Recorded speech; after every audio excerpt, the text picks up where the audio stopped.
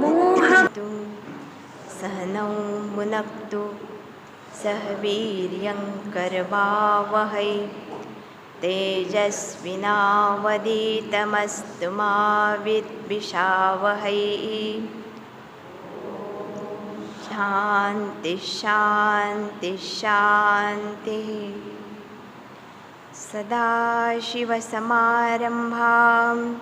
शङ्कराचार्यमध्यमाम् अस्मदाचार्यपर्यन्तां वन्दे गुरुपरम्परां। श्रुतिस्मृतिपुराणानाम् आलयं करुणालयं नमामि भगवत्पादं शङ्करं लोकशङ्करं। शङ्करं शङ्कराचार्यं केशवं बादरायणं सूत्रभाष्यकृतौ वन्दे भगवन्तौ पुनः पुनः। ईश्वरो गुरुरात्मेति व्योमवद्व्याप्तदेहाय दक्षिणामूर्तये नमः। वसुदेवसुतं देवं कंसचाणूरमर्दनं देवकी परमानन्दं कृष्णं वन्दे जगद्गुरुम्।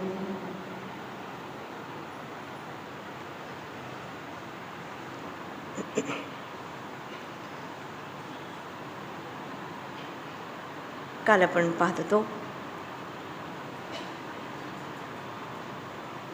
श्रीमद भागवतामध्ये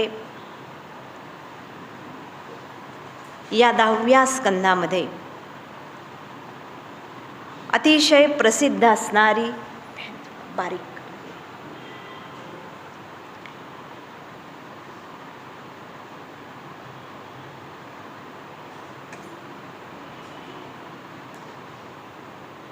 अतिशय प्रसिद्ध असणारी रासलीला शुकब्रह्म परीक्षिताला वर्णन करून सांगतात. त्यापूर्वी या स्कंदामधून भगवंताच्या जन्मकथेपासून अनेक असणाऱ्या बाललीला सांगून यांचं सर्व रहस्य सांगत असताना शुकब्रह्म या सगळ्या लीलांच्या मागचं प्रयोजनही सांगतात. नृणाम निःश्रेयसार्थाय व्यक्तिर्भगवतो नृप. या सर्व लीला भगवंतांनी केल्या याच्या मागं कारण किंवा प्रयोजन एकच, आणि ते म्हणजेच या सर्व लीलांचं श्रवण करून कलियुगामध्ये जीवन जगत असणारा हा जो मनुष्य या केवळ हरिकथा आणि हरिलीला श्रवणानंच त्याच्या अंतःकरणामध्ये ईश्वराची असणारी भक्ती आणि हा भाव उदयाला येईल. आणि ज्यावेळी हा ईश्वर भाव हृदयामध्ये प्रकट होतो त्याच वेळी आमच्या अंतःकरणामध्ये असणारे सर्व जे विकार आहेत, कामक्रोधादी असणारे किंबहुना अहंकार आणि ममकारादी असणारे अनेक दोष, या दोषांचा प्रभाव निदान कथा ऐकत असताना अत्यंत कमी होतो. आणि म्हणूनच या कथांच्या मध्ये तल्लीन तन्मय आणि तद्रूप भाव यासाठीच भगवंतांनी या लीला केल्या. काल आपण वस्त्रहरण लीला पाहिली, गोवर्धन लीला पाहिली, कालिया मर्दन लीला पाहिली. आणि यानंतरच या 10व्या स्कंदामध्ये 5 अध्यायांच्या मधून ज्या रासलीलेचं वर्णन शुकब्रह्म करतात रासलीला, रास यामध्ये शब्द मूळ आहे रसहा. आणि श्रुतीनं भगवंताचं वर्णन केलंय, परब्रह्माचं वर्णन केलंय. रसो वै सहा रसगैहे वायम लब्ध्वा आनंदी भवती. श्रुती वर्णन करते रसो वै सहा म्हणजे सहा परमात्मा. तो परमात्मा स्वतःच रसस्वरूप म्हणजेच आनंद स्वरूप आहे. रस म्हणजे आंब्याचा रस नव्हे. इतक्या साध्या रसांमध्ये सुद्धा आनंद जर असेल, परंतु हा जो रस आहे, हा रस म्हणजेच आनंद रस आहे. आणि ईश्वर परमात्म तत्व हे स्वतःच रसस्वरूप म्हणजेच आनंद स्वरूप आहे. आणि श्रुती पुढं सांगते रसगैहे वायम लब्ध्वा. ज्या भक्ताला, ज्या उपासकाला, ज्या साधकाला हा रसरूप असणारा, आनंद स्वरूप असणारा ईश्वर हे तत्व प्राप्त होतं, तो स्वतःच ते तत्व प्राप्त झाल्यानंतर आनंदाने तो भिन्न न राहता तो जीव भक्त स्वतःच आनंद स्वरूप होतो. आणि म्हणून रासलीला याचा अर्थच ही आनंदानं शुद्ध असणाऱ्या प्रेमानं ओतप्रोत भरलेली ही भगवंतानं केलेली लीला आहे. काल आपण सुरुवात केली होती शरद पौर्णिमेच्या अतिशय रमणीय रात्रीच्या वेळेस भगवान चंद्रबिंबाकडे पाहतात. लक्ष्मीच्या मुखासारखं अतिशय सुंदर लालसर तांबूस असं चंद्रबिंब पाहिल्यानंतर भगवान संकल्प करतात. आपण शब्द वापरला योग मायाम उपाश्रितः वीक्षरंतुम मनश्चक्रे. भगवंतांनी या गोपींच्या बरोबर रममाण होण्याचा संकल्प केला. खरं तर भगवान स्वतःच आत्मा राम हा शब्द वापरला जातो. आत्मा राम आहेत याचा अर्थच जो स्वतःच स्वतःच्या स्वरूपामध्येच रममाण होतो. तरी सुद्धा भगवान या गोपींच्या बरोबर रममाण झाले आणि ही सुंदर असणारी रासलीला करण्याचा संकल्प केला. योगमायेचा आश्रय घेतला आणि भगवंतांनी या बासरीमधून, या वेणूमधून अतिशय सुंदर असणारे स्वर प्रकट करण्यास प्रारंभ केला. आणि हे स्वर ऐकता क्षणीच भगवंताच्या या दिव्य असणाऱ्या अद्भुत स्वरांना आकर्षित झालेल्या, त्याच्या सौंदर्याची, त्याची स्वतःचीच प्राप्ती करण्याची इच्छा करणाऱ्या, त्यासाठी कात्यायनी व्रताचं आचरण करणाऱ्या या सगळ्या गोपी आपली सगळी घरकामं सोडून त्या भगवंताच्या दिशेनं मोठ्या त्वरेनं निघाल्या. शुक ब्रह्मक्रमानं वर्णन करतात.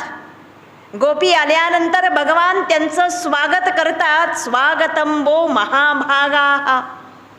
आणि स्वागत केल्यानंतर भगवान या गोपींना समजावून देतात की तुम्ही तुमची सगळी कामं टाकून आलेला आहात. रात्रीची वेळ आहे आणि अशा वेळेस तुम्ही या ठिकाणी कशासाठी आलेला आहात. भगवान परावृत्त करतात. गोपींना पुन्हा घरी जाण्यास सांगतात.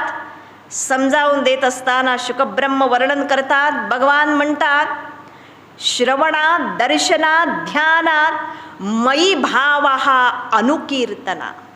गोपींनो, तुम्ही केवळ माझ्या नामाचं श्रवण केलं, केवळ माझं स्मरण केलं, केवळ लांबून माझं दर्शन घेतलं नव्हे, माझं अनुकीर्तना शब्द वापरलेत.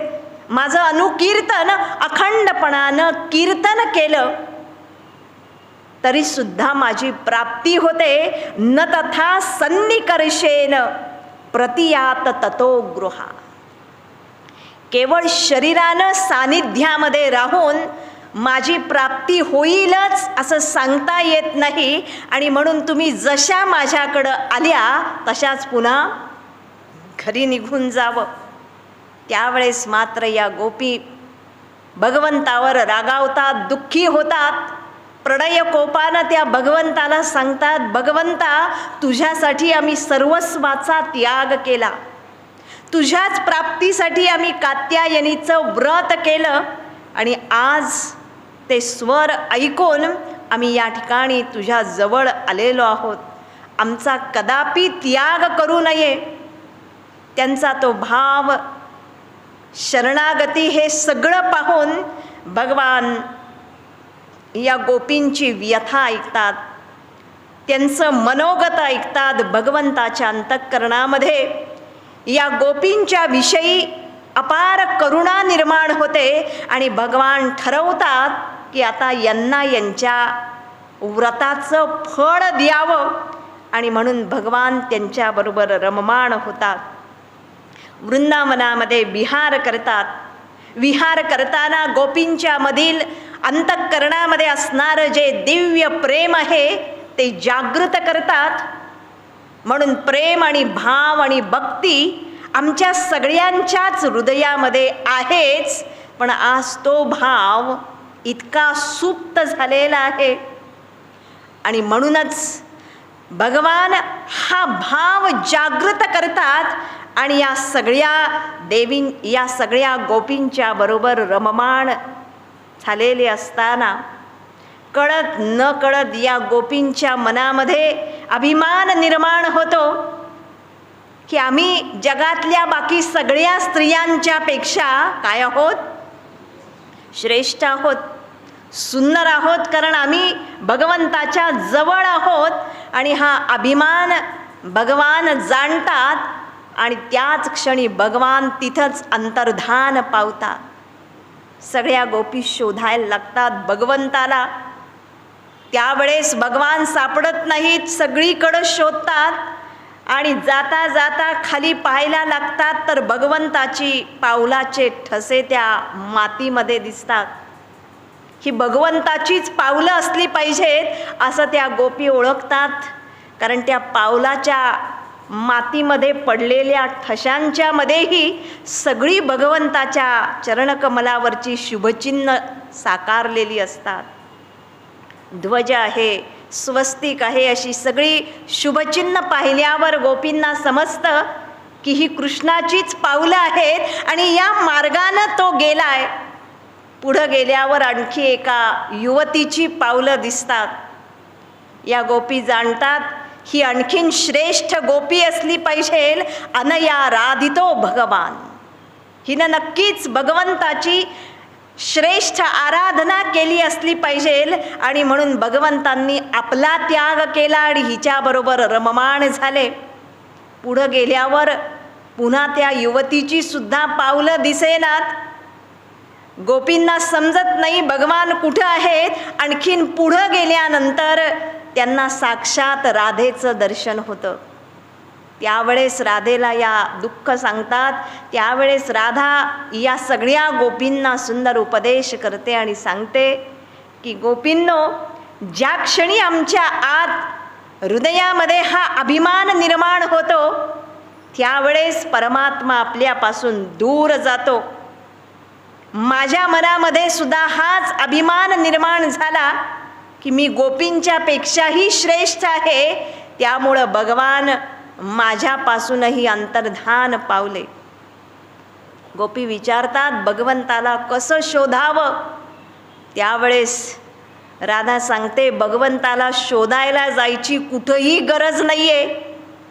कुठं जाणार तुम्ही, सगळ्या विश्वामध्ये जाल. आणि म्हणून ही राधा सांगते जिथं आहात तिथंच थांबा, फक्त भगवंताला आर्ततेनं हाक मारा. आणि त्याच वेळेस भगवान पुन्हा या सगळ्या गोपींच्या समोर प्रकट होतात. आणि प्रकट झाल्यानंतर या ठिकाणी भगवानही उपदेश करतात या गोपींना की भक्ती आणि ईश्वर आणि भक्त यांच्यामध्ये जर काही असेल तर हा अभिमान आहे. म्हणून प्रेमामध्ये भक्तीमध्ये अहंकार हा प्रचंड मोठा असणारा अडथळा किंवा प्रतिबंध आहे. भगवान या अभिमानाचाच द्वेष करतात. म्हणून तरी सांगितलं जातं एकतर प्रेम मिळेल किंवा दुसरं प्रेम नसेल तर त्या ठिकाणी अहंकार असेल. संत कबीर वर्णन करतात, पिया चाहे प्रेम रस राखा चाहे मान, एक म्यान में खड्ग दो देखा सुनान कान. एका म्यानामध्ये एकच तलवार बसते. आणि म्हणून भगवान यांना सगळ्या गोपींना उपदेश करतात, आदेश देतात, जोपर्यंत या भक्ताच्या आत लेश मात्र जरी अभिमान असेल, तो अभिमान कसलाही असेल, व्यावहारिक असेल, विद्वत्तेचा असेल, पैशाचा असेल, प्रतिष्ठेचा असेल, किंबहुना ज्ञानाचा असेल, काही वेळेस भक्तीचा आणि प्रेमाचा सुद्धा अभिमान असेल. आणि जिथं जिथं हा अभिमान आहे तो अहंकार ईश्वरापासून कायम दूर ठेवतो. आणि नंतरच या गोपी ज्या वेळेस व्याकुळ होतात त्याच वेळेस पुन्हा एकदा भगवान प्रकट होतात. गोपी पाहतात, दर्शन घेतात, भगवंताच्या अतिशय जवळ बासरी असते, भगवान वेणुवादन करीत असतात. या वेणुवादनामधून भगवान सूचित करतात, या गोपींना सांगतात की माझ्या अतिशय जवळ जर राहायचं असेल, म्हणून भगवंताच्या अतिशय जवळ ही बासरी आहे, जिला अखंड भगवंताचं अधरामृत मिळतं. आणि म्हणून भगवान सांगतात जवळ यायचं असेल तर या वेणूप्रमाणे व्हावं. बासरी जर बघितली तर वेणूची एक काय आहे, काठी आहे, पण आतून काय आहे, अतिशय पोकळ आहे, त्याला छिद्र आहेत. आणि पोकळ असल्यामुळंच भगवान तिला घेतात. भगवंतानं वाजवली तरच वाजते, बरोबर ना. भगवान जशी वाजवतात तशी बासरी वाजते. ज्यावेळेस भगवान काही करत नाही त्यावेळेस ती मौन पाळते. भगवान सांगतात भक्तानं असं बासरीसारखं मोकळं होऊन गेलं पाहिजे.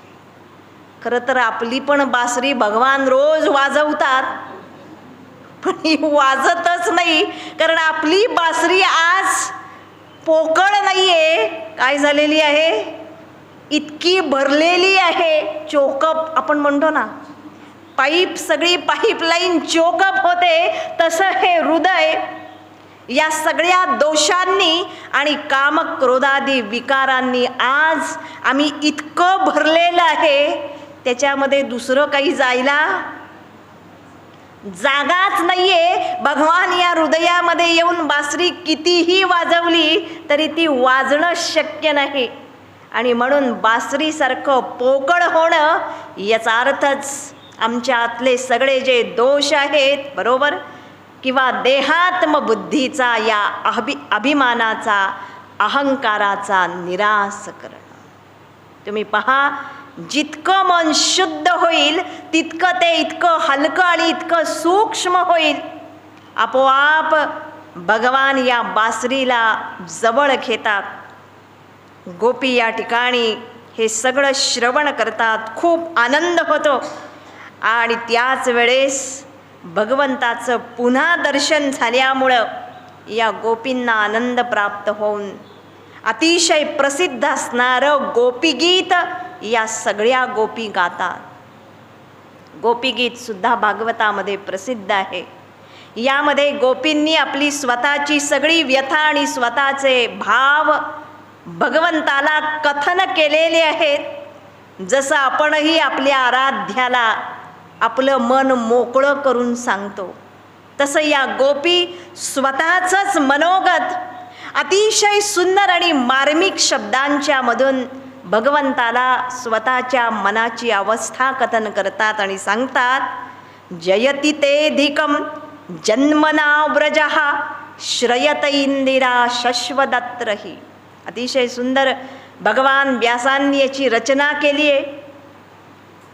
या गोपी वर्णन करतात, भगवंता जेव्हापासून तू या व्रजामध्ये जन्माला आलास, तुझ्या केवळ अस्तित्वानं, तुझ्या केवळ सानिध्यानं या ठिकाणी साक्षात लक्ष्मी निवासाला आलेली आहे. या गोपी सांगतात की भगवंता, या व्रजाचा महिमा केवळ आपल्यामुळं यावश्चंद्र दिवाकरव या पृथ्वी तलावर तसाच राहील. आम्ही भाग्यवान आहोत की या व्रजामध्ये तुझं दर्शन आम्हा या गोपींना झालं. सुरतनाथ ते शुल्कदासिका, त्या सांगतात, भगवंता तू म्हणजे आमचे पंचप्राण आहेस, तुझ्याशिवाय क्षणभरही आम्ही जगू शकत नाही. तुझ्या आम्ही दासी आहोत आणि तूच आम्हा सगळ्या या गोपींचं, गोपांचं, आमच्या गोधनाचं वारंवार अनेक राक्षसांच्या पासून रक्षण केलेलं आहे. गोपी या सगळ्या लीलांचं वर्णन करतात. गोवर्धन धारण करून तू आमचं रक्षण केलंस, असुरांचा संहार केलास, आणि म्हणूनच भगवंता आम्ही तुझ्याच या सगुणामध्ये, निर्गुणामध्ये, तुझ्या रूपामध्ये, तुझ्या स्मरणामध्ये आणि कीर्तनामध्ये आम्ही तल्लीन झालेलो आहोत. गोपी त्याच्या पुढे सांगतात, नखलु गोपिका नंदनो भवान अखिल देहिनाम अंतरात्मदृक्. गोपी वर्णन करतात, सगळ्या जगाला असं वाटतं की कृष्ण फक्त गोपींच्या मध्येच रममाण होणार आहे, केवळ स्त्रियांच्या मध्ये रममाण होणार आहे. पण गोपींना आत्मज्ञान होतं. त्या सांगतात, तू केवळ आमच्यामध्ये नाही, आम्हालाही माहीत आहे, जरी आमच्यामध्ये रममाण झालेला असशील तरी तू साक्षात परब्रह्म स्वरूप आहेस. अखिल देहिनाम अंतरात्मदृक्. या सगळ्या देहांच्या मध्ये, या सगळ्या देहांच्या मध्ये, उपाधींच्या मध्ये तू साक्षी स्वरूपानं राहतोस, प्रकाश स्वरूपानं राहतोस. तुझ्यामुळंच या सगळ्या जगाची आम्हाला जाणीव होते. बाह्य जगाचं तर ज्ञान होतंच, पण आम्हाला आमच्या आत काय चाललंय तेही तुझ्याचमुळं समजतंय. जागृतावस्था, स्वप्नावस्था, सुषुप्ती अवस्था, या सगळ्यांचं ज्ञान केवळ आणि केवळ भगवंता तुझ्याचमुळं होतंय. तू सर्व साक्षी आहेस. भगवंता तव कथामृतम तप्त जीवनम कविभिव्रीडितम कल्मषापहम. तुझं हे जे कथारूपी अमृत आहे, हे अमृत आम्ही प्राशन केलं. तुझ्या कथा ऐकल्या, खरं किती वेळेला आम्ही त्याच कथा ऐकतो, किती वेळेला आम्ही भागवत ऐकतोय, पण जितक्या मी ऐकतो त्याच कथाही माहीत आहेत, त्या पाठही झालेल्या आहेत. पण भगवंता जितक्या वेळेला आम्ही ऐकतोय तितक्या वेळेला आम्हाला त्याच शांतीचा आणि त्याच आनंदाचा अनुभव येतो. का बरं? कारण त्या वर्णन करतात, कल्मषापहम. या कथा ऐकत असताना आमच्या आतलं जे कल्मष आहे, कल्मष याचा अर्थच रजोगुण आणि तमोगुणाचे जे विकार आहेत, हे सगळे विकार, कलुषितता, कल्मष, अशुद्धी या सर्वांचाच नाश होतो. आणि म्हणूनच या जगात तुझ्या कथा गाणारे जे लोक आहेत ते खरे दानशूर लोक आहेत. मदाततम श्रवण मंगलम. श्रवण करायला अतिशय मंगल या कथा आहेत. आपोआप जिथं कथा चालल्या असतील तिथं भक्तांची पावलं वळतात. आणि म्हणून या कथा जे सांगतात ते इतके महादानी लोक आहेत, दानशूर लोक आहेत. त्यांच्या या दानासारखं दुसरं दान या जगात नाही. या ठिकाणी गोपी दुसराही अर्थ सांगतात, तव कथामृतम तप्त जीवनम. भगवंता तुझ्या कथा ऐकल्या की आमचं जे तप्त झालेलं मन आहे ते अतिशय शांत आणि शीतल होतं. जसं पर्जन्य वर्षाव झाला की सगळी सृष्टी शांत आणि शीतल होते, तसं या कथा ऐकल्यानंतर निदान कथेच्या वेळेस तरी आमचा संसार ताप हा अतिशय शांत होतो, थोडंसं बरं वाटतं. हा दुसरा अर्थ सांगतात. तिसरा अर्थ सांगितलाय, तव कथामृतम तप्त जीवनम. भगवंता, या तुझ्या कथा आम्ही श्रवण केल्या की आमच्या मनावर इतका परिणाम होतो. दृष्टांत दिलाय तप्त जीवनम. जीवन म्हणजे पाणी. हे पाणी तप्त म्हणजे तापलेल्या, आपण पोळ्या करतो तव्यावर जर पाण्याचा एक थेंब पडला, तुम्ही बघा पोळ्या झाल्या की आपण तवा उतरवून ठेवतो आणि त्याच्यावर पाण्याचा चुकून जर एक थेंब पडला तर बघा तो थेंब, त्याची अवस्था काय होते. या गोपी वर्णन करतात तसं तुझ्या कथा ऐकल्यावर आमच्या मनाची अवस्था होते. त्या कथा ऐकल्या की असं वाटतं भगवंताला आम्ही केव्हा भेटू. भगवंताचा विरह सहन होत नाही. गोपी आणि शुकब्रह्म यामधून सूचित करतात की या कथांचा आमच्या मनावर परिणाम हा झालाच पाहिजे. नाहीतर केवळ कर्मणूक म्हणून जर ऐकत असू, अधिक मास आहे, आता कथा लावलेली आहे, लावली पाहिजे.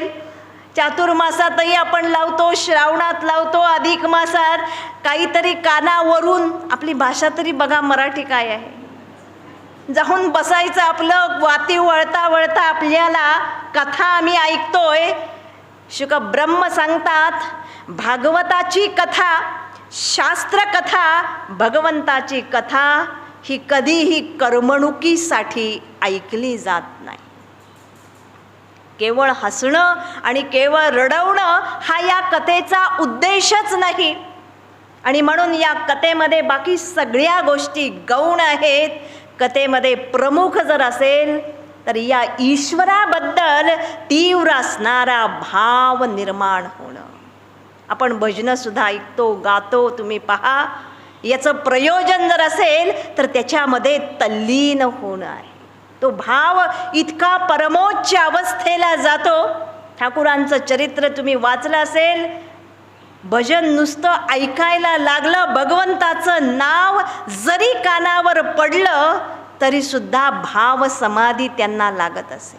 भजनामध्ये ठाकूर नाचत, अक्षरशः ज्या ज्या भावाची त्यांनी साधना केली, सखी भावाची साधना केली, ग्रंथामध्ये खूप वर्णन आहे.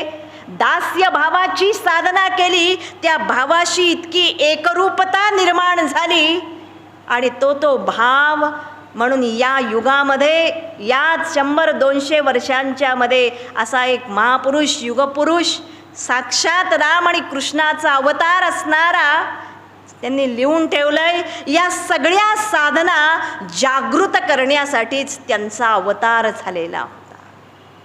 कारण काळाच्या ओघात आम्ही ऐकतो या साधना, पण खरोखरच त्यांच्याशी मी एकरूप होतो का, कधीतरी प्रयत्न केलाय का. आणि म्हणून या भागवतामध्ये मुद्दाम भगवान व्यास शुकब्रह्म शब्द वापरतात, तव कथामृतम तप्त जीवनम. की भगवंता, तुझ्या कथा ऐकल्या की काय होतं माहीत नाही, आमच्या मनावर इतका परिणाम होतो आणि आमचं मन तुझ्या रूपामध्ये, तुझ्या स्मरणामध्ये तल्लीन, तन्मय आणि तद्रूप होतं. म्हणून या कानानं ऐकली आणि त्या कानानं सोडून दिली. हा कथेचा उद्देशच नाही. आणि या गोपी हे सुंदर सांगून डोळ्यांच्या मधून अश्रुधारा वाहत आहेत आणि त्या सांगतात, भगवंता भवद आयुषाम नहा. गोपीगीत खूप मोठं आहे. शेवट करताना त्या सांगतात, भगवंता आमचं सगळं आयुष्य म्हणजे तू आहे. म्हणून आपण भक्तीची व्याख्या पाहिली 4 दिवसांपूर्वी. भागहा इति भक्ती, की ईश्वराला आमच्या जीवनाचा एक अविभाज्य भाग बनवणं. म्हणून अध्यात्म म्हणजे काहीतरी एक वेगळं करायचं म्हणून केलेली ॲक्टिव्हिटी नाही. अध्यात्म ही फॅशनही नाही, तर अध्यात्म हे आमचं जीवन जगण्याचं शास्त्र आहे. नाहीतर 2 तास केलं आणि सोडून दिलं आणि बाकी काहीही करायला आम्ही रिकामे आहोत, असं हे शास्त्र आम्हाला शिकवत नाही. या गोपी संपूर्ण जीवन त्यांचं कृष्णमय झालेलं होतं. या गोपी गीतामधून त्या हा सगळा भाव भगवंतासमोर प्रकट करतात. विरहानं व्याकुळ होऊन गायलेलं हे गीत आहे. केवळ आणि केवळ या गोपी गीतामधून सिद्ध केलंय भागवतकारांनी, व्याकुळतेच्या जोरावर ईश्वर प्राप्ती होते. ठाकूरांचं सगळं वचनामृत वाचा, सगळ्या त्या कथांचा आणि प्रसंगांचा सारांश एकच, व्याकुळता असेल तरच ईश्वराची प्राप्ती होते. कोणत्याही साधनेमध्ये जर भाव आणि व्याकुळता नसेल, उत्कटता नसेल, म्हणून तरी संतांनी सांगून ठेवलंय, उत्कट भव्यतेची घ्यावे. अन्यथा आम्ही सगळं करतोय, पूजाही करतो, जपही करतो, भजनही गातो, नामस्मरणही करतो, कीर्तन करतो, पण सगळ्या ह्याच्यात थोडा थोडा फक्त वरवरचा भाव आहे. त्याच्यामध्ये व्याकुळता नसेल तर तो भाव आम्हाला परमोच्च अनुभूतीपर्यंत नेऊ शकत नाही. आणि हीच व्याकुळता या गोपीगीतामधून सांगितली. या गोपी व्याकुळ होऊन भगवंतासमोर रडतात. त्यांच्या डोळ्यांच्या मधल्या अश्रुधारा भगवान पाहतात. भगवान प्रकट होतात, सगळ्यांना अत्यानंद होतो. आणि त्याच मंगलमय असणाऱ्या वातावरणात यमुनेच्या वाळवंटामध्ये भगवान या सगळ्या गोपींच्या समोर बसतात. गोपींना अत्यानंद होतो.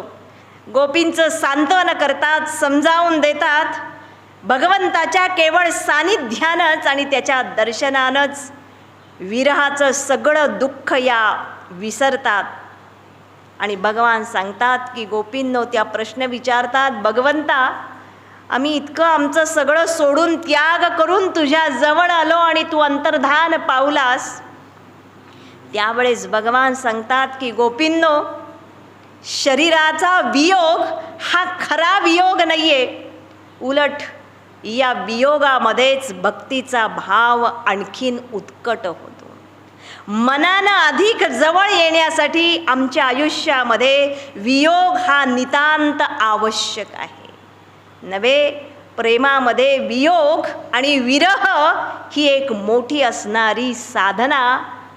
प्रेमाचं रहस्यच वियोग आणि विरह हे आहे. आणि म्हणून मनाच्या सानिध्यासाठी मी दूर जातो असं भगवान सांगतात. गोपींचे मनोरथ पूर्ण होतात आणि यानंतरच भगवान महारास खेळतात. सगळ्या गोपी भगवंताभोवती फेर धरतात. आकाशामधले देव गंधर्व गायन करायला लागतात, दुंदुबी वाजायला लागतात. गंधर्वगण, देवता सगळेजण ही अद्भुत असणारी लीला पाहतात. देवांगनासुद्धा सर्वजण मोहित होतात आणि नंतर ही क्रीडा करून सर्वजण थकतात, जलक्रीडा करतात. भगवंतांनी द्वापार युगामध्ये ही रासलीला आणि महारासलीला केली. या सगळ्या लीलेचं श्रवण केल्यानंतर परीक्षित राजा शुकब्रह्मांना प्रश्न विचारतोय, सहा कथम धर्मसेतूनां वक्ता कर्ताभिरक्षिता प्रतीपमाचरत ब्रह्मन् परदाराभिमर्शनम. की वस्तुतः भगवान हे स्वतःच धर्माचे वक्ते आहेत, कर्ता आहे, रक्षिता आहे.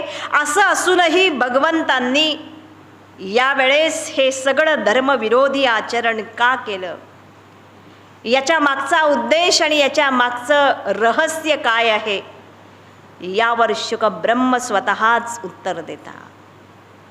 कल्पना करा, परीक्षितानं प्रश्न विचारलाय आणि महाविरक्त असणाऱ्या शुकब्रह्मांनी या महारासाचं वर्णन स्वतःच्या मुखानं जर केलं असेल तर ही लीला म्हणजे केवळ व्यर्थ काहीतरी केलेली लीला नाही. याला उत्तर शुकब्रह्म देतात की हे राजन, धर्म व्यतिक्रम दृष्ट ईश्वराणां च साहसम. तुझा प्रश्न अतिशय योग्य आहे. या जगात काही वेळेस ईश्वराची जी काही कर्म आहेत ती काही वेळेस धर्मविरोधी दिसतात खरं. श्रेष्ठ पुरुषांचं, महापुरुषांचं सुद्धा काही वेळेसचं आचरण आम्हाला धर्मविरोधी दिसतं. परंतु धर्मविरोधी बहिरंगानं, व्यावहारिक दृष्टीनं जरी वाटलं दोषपूर्ण, तरीसुद्धा वस्तुतः त्याच्यामध्ये मीमांसा केली तर त्याच्यामध्ये कोणताही दोष नसतो.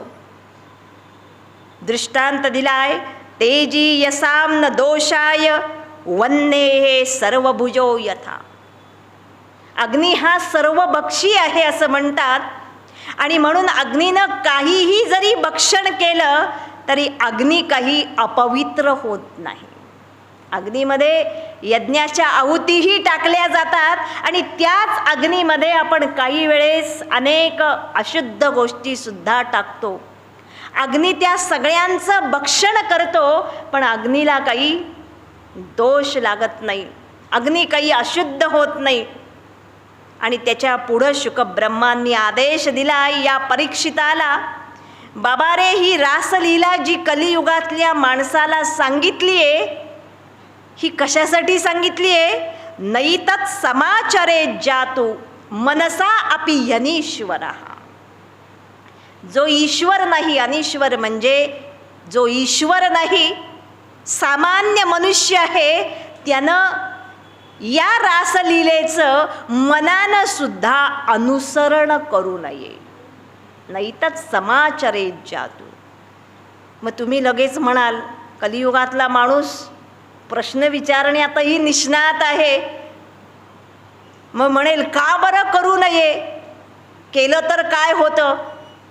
त्याचं उत्तरही देतात, विनश्यती आचरण मौढ्यात यथा रुद्रोब्धिज अब्धिजम विषम. ज्याप्रमाणे दृष्टांत दिलाय, या माणसानं कधीतरी हट्ट केलाच की मी अनुसरण करेल, तर सरळ सांगितलंय विनश्यती. हा मूर्खपणा जर केला, मौढ्यात म्हणजे मूर्खता, जसं ईश्वर वागतो तसं मी वागेन असं जर अनुसरण करायला तुम्ही गेलात तर नाश होईल. आणि म्हणून शुकब्रह्म सांगतात, जर ईश्वराचं अनुसरणच करायचं असेल तर ईश्वराच्या एकाच कर्माचं नव्हे, सगळ्या कर्मांचं अनुसरण करून बघा. भगवान शिवांनी विष प्यायलं म्हणून तुम्ही जर अनुसरण करायला गेलात, मीही विष पिन, तर सांगतात माणसाचा नाश हा निश्चित आहे. आणि म्हणून या ठिकाणी सांगितलंय, ईश्वराणां वचः सत्यम तथैवाचरितं क्वचित. ईश्वराचं वचन ज्या वेळेस तो ईश्वर उपदेश देतो ते सत्य आहे, पण आचरणाचं अनुसरण केलंच पाहिजे असा नियम नाही. म्हणून आपण सुरुवातीलाच पाहिलं होतं, आठवतंय का? पहा, पहिल्या दिवशी प्रारंभ केला होता. भगवंताचे हे जे अवतार आहेत आणि या अवतारामध्ये भगवंताचं कार्य अनेक प्रकारचं आहे. काही वेळेस भगवान अवतार घेऊन उपदेश देतात, काही वेळेस लीला करतात. त्रेतायुगामधला रामावतार जो आहे तो अवतारच मर्यादा पुरुषोत्तमाचा अवतार आहे. आज काय सुंदर आहे, इकडं राम आणि इकडं कृष्ण आहे. भगवंताचा रामावतार हा विग्रहवान धर्म, धर्माचा विग्रह आहे. आणि म्हणून रामांच्या प्रत्येक प्रसंगामध्ये उपदेश केलाय. वाल्मिकी ऋषींनी सांगितलंय की राम जसा वागला तसं तुम्ही वागावं. रामचरित्राचं अनुसरण सांगितलंय आणि कृष्णचरित्राचं अनुस्मरण सांगितलंय. कृष्णचरित्राचं अनुसरण करण्याचा कोणीही मनानं सुद्धा प्रयत्न करू नये. आपण बरोबर उलट करतोय. बघा, रामचरित्र गातोय, रामकथा सांगतोय आणि कृष्ण कथांचं आम्ही आंधळेपणानं अनुसरण करतोय. भगवान या ठिकाणी भागवतकार म्हणून कथा सांगताना सुद्धा हा नियम आहे. कथा कशा सांगाव्यात, कथांचं सार काय सांगावं, भगवान व्यासांना काय अभिप्रेत आहे.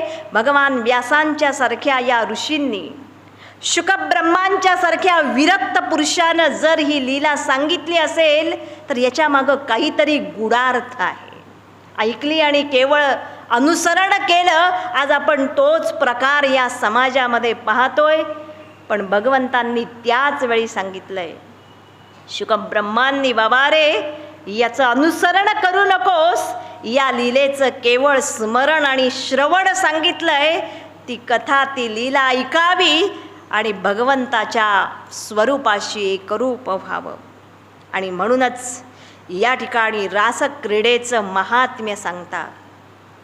शुकब्रह्म या राजाला की हे राजन, ही जी सगळी लीला सांगितलेली आहे, ही सगळी लीला भगवंताची रासलीला ही बिभत्स असणारी शारीरिक लीला नाही, तर ही भगवंताची प्रेमलीला म्हणजेच परमोच्च असणारा जो भाव आहे तो उत्कट कसा होतो आणि त्याच्या श्रवणानं भक्ताच्या अंतःकरणामध्ये परमभक्ती कशी उदयाला येते, यासाठीच ही लीला सांगितली.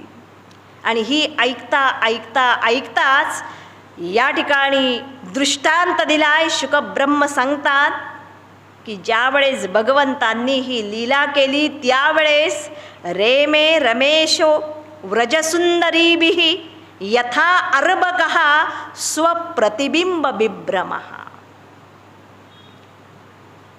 की हे राजन, ज्यावेळेस भगवान या गोपींच्या मध्ये रममाण झाले त्यावेळेस त्याच्यामध्ये कामुकता, कामना किंवा वासना नव्हती. आणि म्हणून ही कामलीला नसून ही कामविजय लीला आहे, या ठिकाणी स्पष्ट करतात. आणि म्हणून दृष्टांत दिलाय, जसं एखादं लहान बालक यथा अर्भकः, त्या बालकासमोर आरसा जर तुम्ही धरला तर आरशामध्ये त्याला काय दिसतं? स्वतःचंच प्रतिबिंब दिसतं. आणि ते लहान बालक त्या आपल्याच प्रतिबिंबाशी काय होतं? रेमे म्हणजे रममाण होतं. त्याला इतकी मजा वाटते की इथं माझ्यासारखंच दुसरं कोणीतरी आहे. आणि त्या प्रतिबिंबाबरोबर ते बालक जसं रममाण होतं तसंच या सगळ्या गोपी ज्या आहेत हे जणू काही भगवंताचंच प्रतिबिंब आहे. या लीलेमधून भगवंताला कोणताही दोष लागत नाही. याचं कारण या ठिकाणी सांगतात. पहिलं कारण सांगितलंय, भगवान हे आप्तकाम आहे. आप्तकाम म्हणजेच ज्यांच्या अंतःकरणामधल्या सगळ्या कामना परिपूर्ण झालेल्या आहे. कामना जर असेल तर ही कामविजय लीला शक्यच नाही. आणि म्हणूनच या ठिकाणी शुकब्रह्म मीमांसा करतात, या रासलीलेची काहीतरी मिळवावं अशी एकही वासना या भगवंतामध्ये नसल्यामुळं कोणत्याही कामनेनं प्रेरित होऊन भगवंतांनी ही लीला केली नाही. दुसरं रहस्य सांगतात की या लीलेमध्ये लेश मात्रही कर्तृत्व भाव नव्हता. बाकी सगळ्या कर्मांच्या मध्ये जसा अहंकारता, मी करतो असा भाव असतो, तसं या लीलेमध्ये भगवान कर्तृत्व शून्य आहेत. आणि म्हणूनच भगवान गीतेमध्ये सांगतात अर्जुनाला, अर्जुना हे सगळं जरी मी करत असेल, भगवान युद्धभूमीवर उभे आहेत तरी सुद्धा भगवान अर्जुनाला सांगतात, न मे पार्थास्ति कर्तव्यम त्रिषु लोकेषु किंचन नान वाप्तम वाप्तव्यम. भगवान सांगतात, अर्जुना मी जरी तुला कर्मप्रवृत्त दिसत असेल तरी या जगात मला कोणतंही कर्तव्य शिल्लक नाही. हे केलंच पाहिजे, जसं अज्ञानी माणूस म्हणतो काय करू हे मला केलंच पाहिजे, मी केलं नाही तर कसं होईल. हे अज्ञानी माणसाचे विचार आहेत. पण जो ज्ञानी आहे, भगवान स्पष्ट सांगतात, न मे पार्थास्ति कर्तव्यम त्रिषु लोकेषु किंचन. मला इथं काही मिळवायचंही नाही आणि कुणाला काही द्यायचंही नाही. माझा आणि कुणाचाही काही लेश मात्रही संबंध नाही. आणि म्हणूनच या लीलेमध्ये कर्तृत्वाचा पूर्णतः अभाव होता. म्हणूनच भगवान त्याच्यामध्ये लिप्त झाले नाहीत. नमाम कर्माणि लिंपंती न मे कर्मफले स्पृहा. ही कर्म मला लिप्त करत नाही आणि कर्मफळसुद्धा माझ्या मनामध्ये स्पृहा म्हणजे इच्छा निर्माण करत नाही. हा दुसरा भाग. तिसरा महत्त्वाचा भाग या ठिकाणी शुकब्रह्म रहस्य प्रकट करतात आणि सांगतात या राजाला की अरे राजन, ही जी लीला केली त्यावेळेस त्या ज्या गोपी होत्या, ज्या गोपींच्या बरोबर ईश्वर रममाण झाला, त्यावेळेस या भगवंतांनीच गोपींची रूपं धारण केली होती. म्हणून तरी पहिलाच शब्द वापरला होता योग मायाम उपाश्रिता. आणि म्हणून चौथं रहस्य प्रकट केलं. म्हणूनच ही लीला जरी भगवंतांनी केली तरी गोपांना, या स्त्रियांच्या पतींना थोडा सुद्धा मत्सर निर्माण झाला नाही. म्हणजे वस्तुतः ही लीला झाली कशी आता समजतंय. व्यावहारिक लीलेप्रमाणे ही लीला घडलीच नाही. म्हणून तरी ही दिव्य असणारी लीला आहे. भगवानच कृष्ण झाले, भगवानच बासरी झाले, भगवानच गोपी झाले आणि भगवानच कदंब वृक्ष झाले. आणि भगवंतांनीच स्वतःभोवतीच पेर धरला आणि भगवंतांनीच ही सगळी लीला या योगमायेच्या साह्यानं संपन्न केली. आणि म्हणून या ठिकाणी सिद्ध करतात शुकब्रह्म, कारण ईश्वर हे परब्रह्म सर्वज्ञ, सर्वशक्तिमान आणि सर्वव्यापी आहे. म्हणून तरी ईश्वर हा कर्तुम शक्यम अकर्तुम शक्यम अन्यथा वा कर्तुम शक्यम. या जगात ईश्वराला अशक्य असं काहीच नाही. आणि म्हणून ही अतिशय उत्तम असणारी रासक्रीडा भगवंतांनी केली, ज्यामध्ये केवळ आणि केवळ शुद्ध प्रेम आहे. ती करताना विश्वाचं भान हरपतं, देहभान हरपतं. आणि म्हणून शुकब्रह्म वर्णन करतात, खरं तर या कामदेवानं सगळ्या जगाला जिंकलंय, पण या लीलेमध्ये कामदेव सुद्धा पराभूत झाला.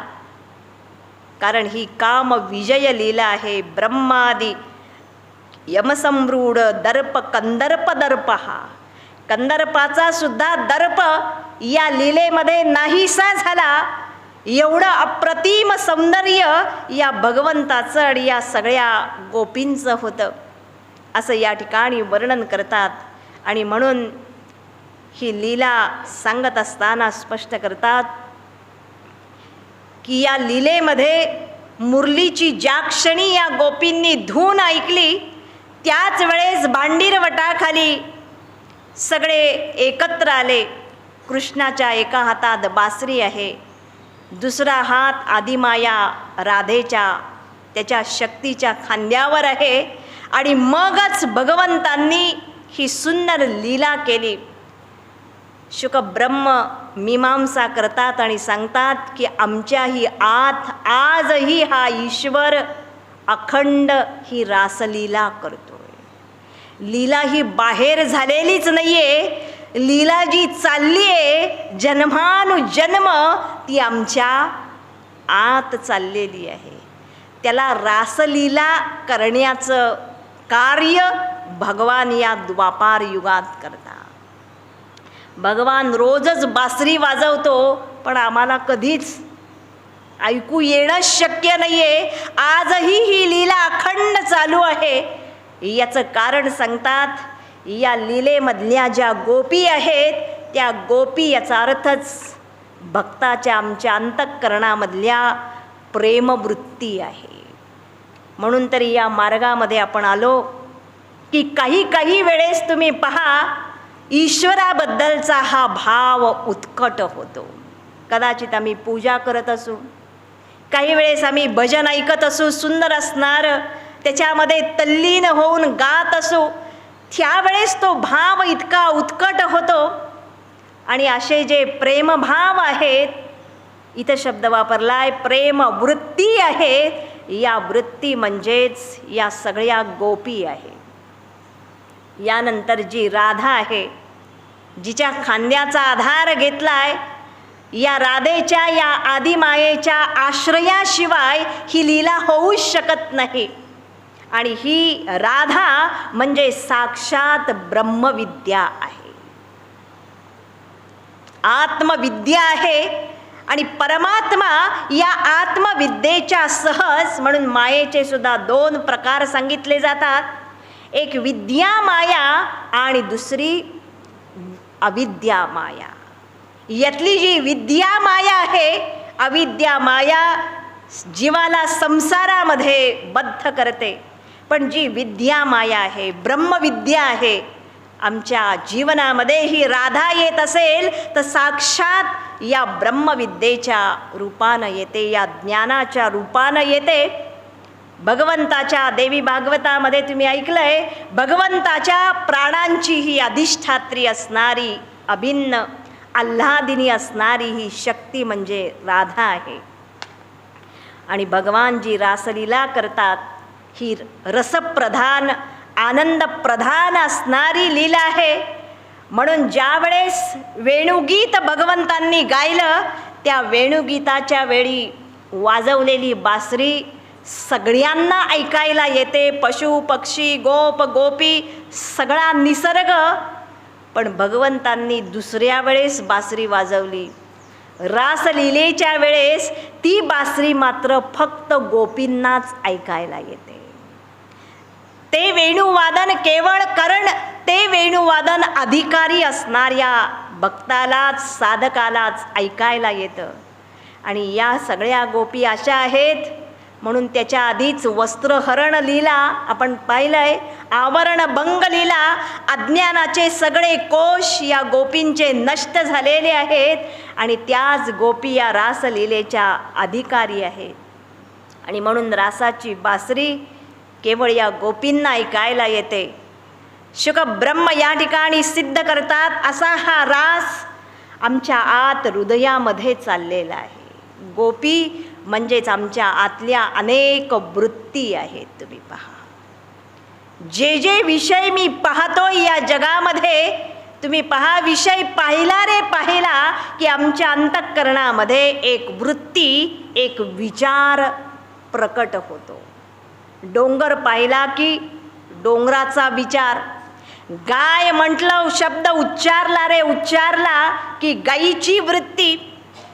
आणि तुम्ही म्हणता सुद्धा मराठीमध्ये असे 1 नव्हे 2 नव्हे लाखो विषय मी पाहतोय, आणि आतमध्ये याला इतकी गती आहे.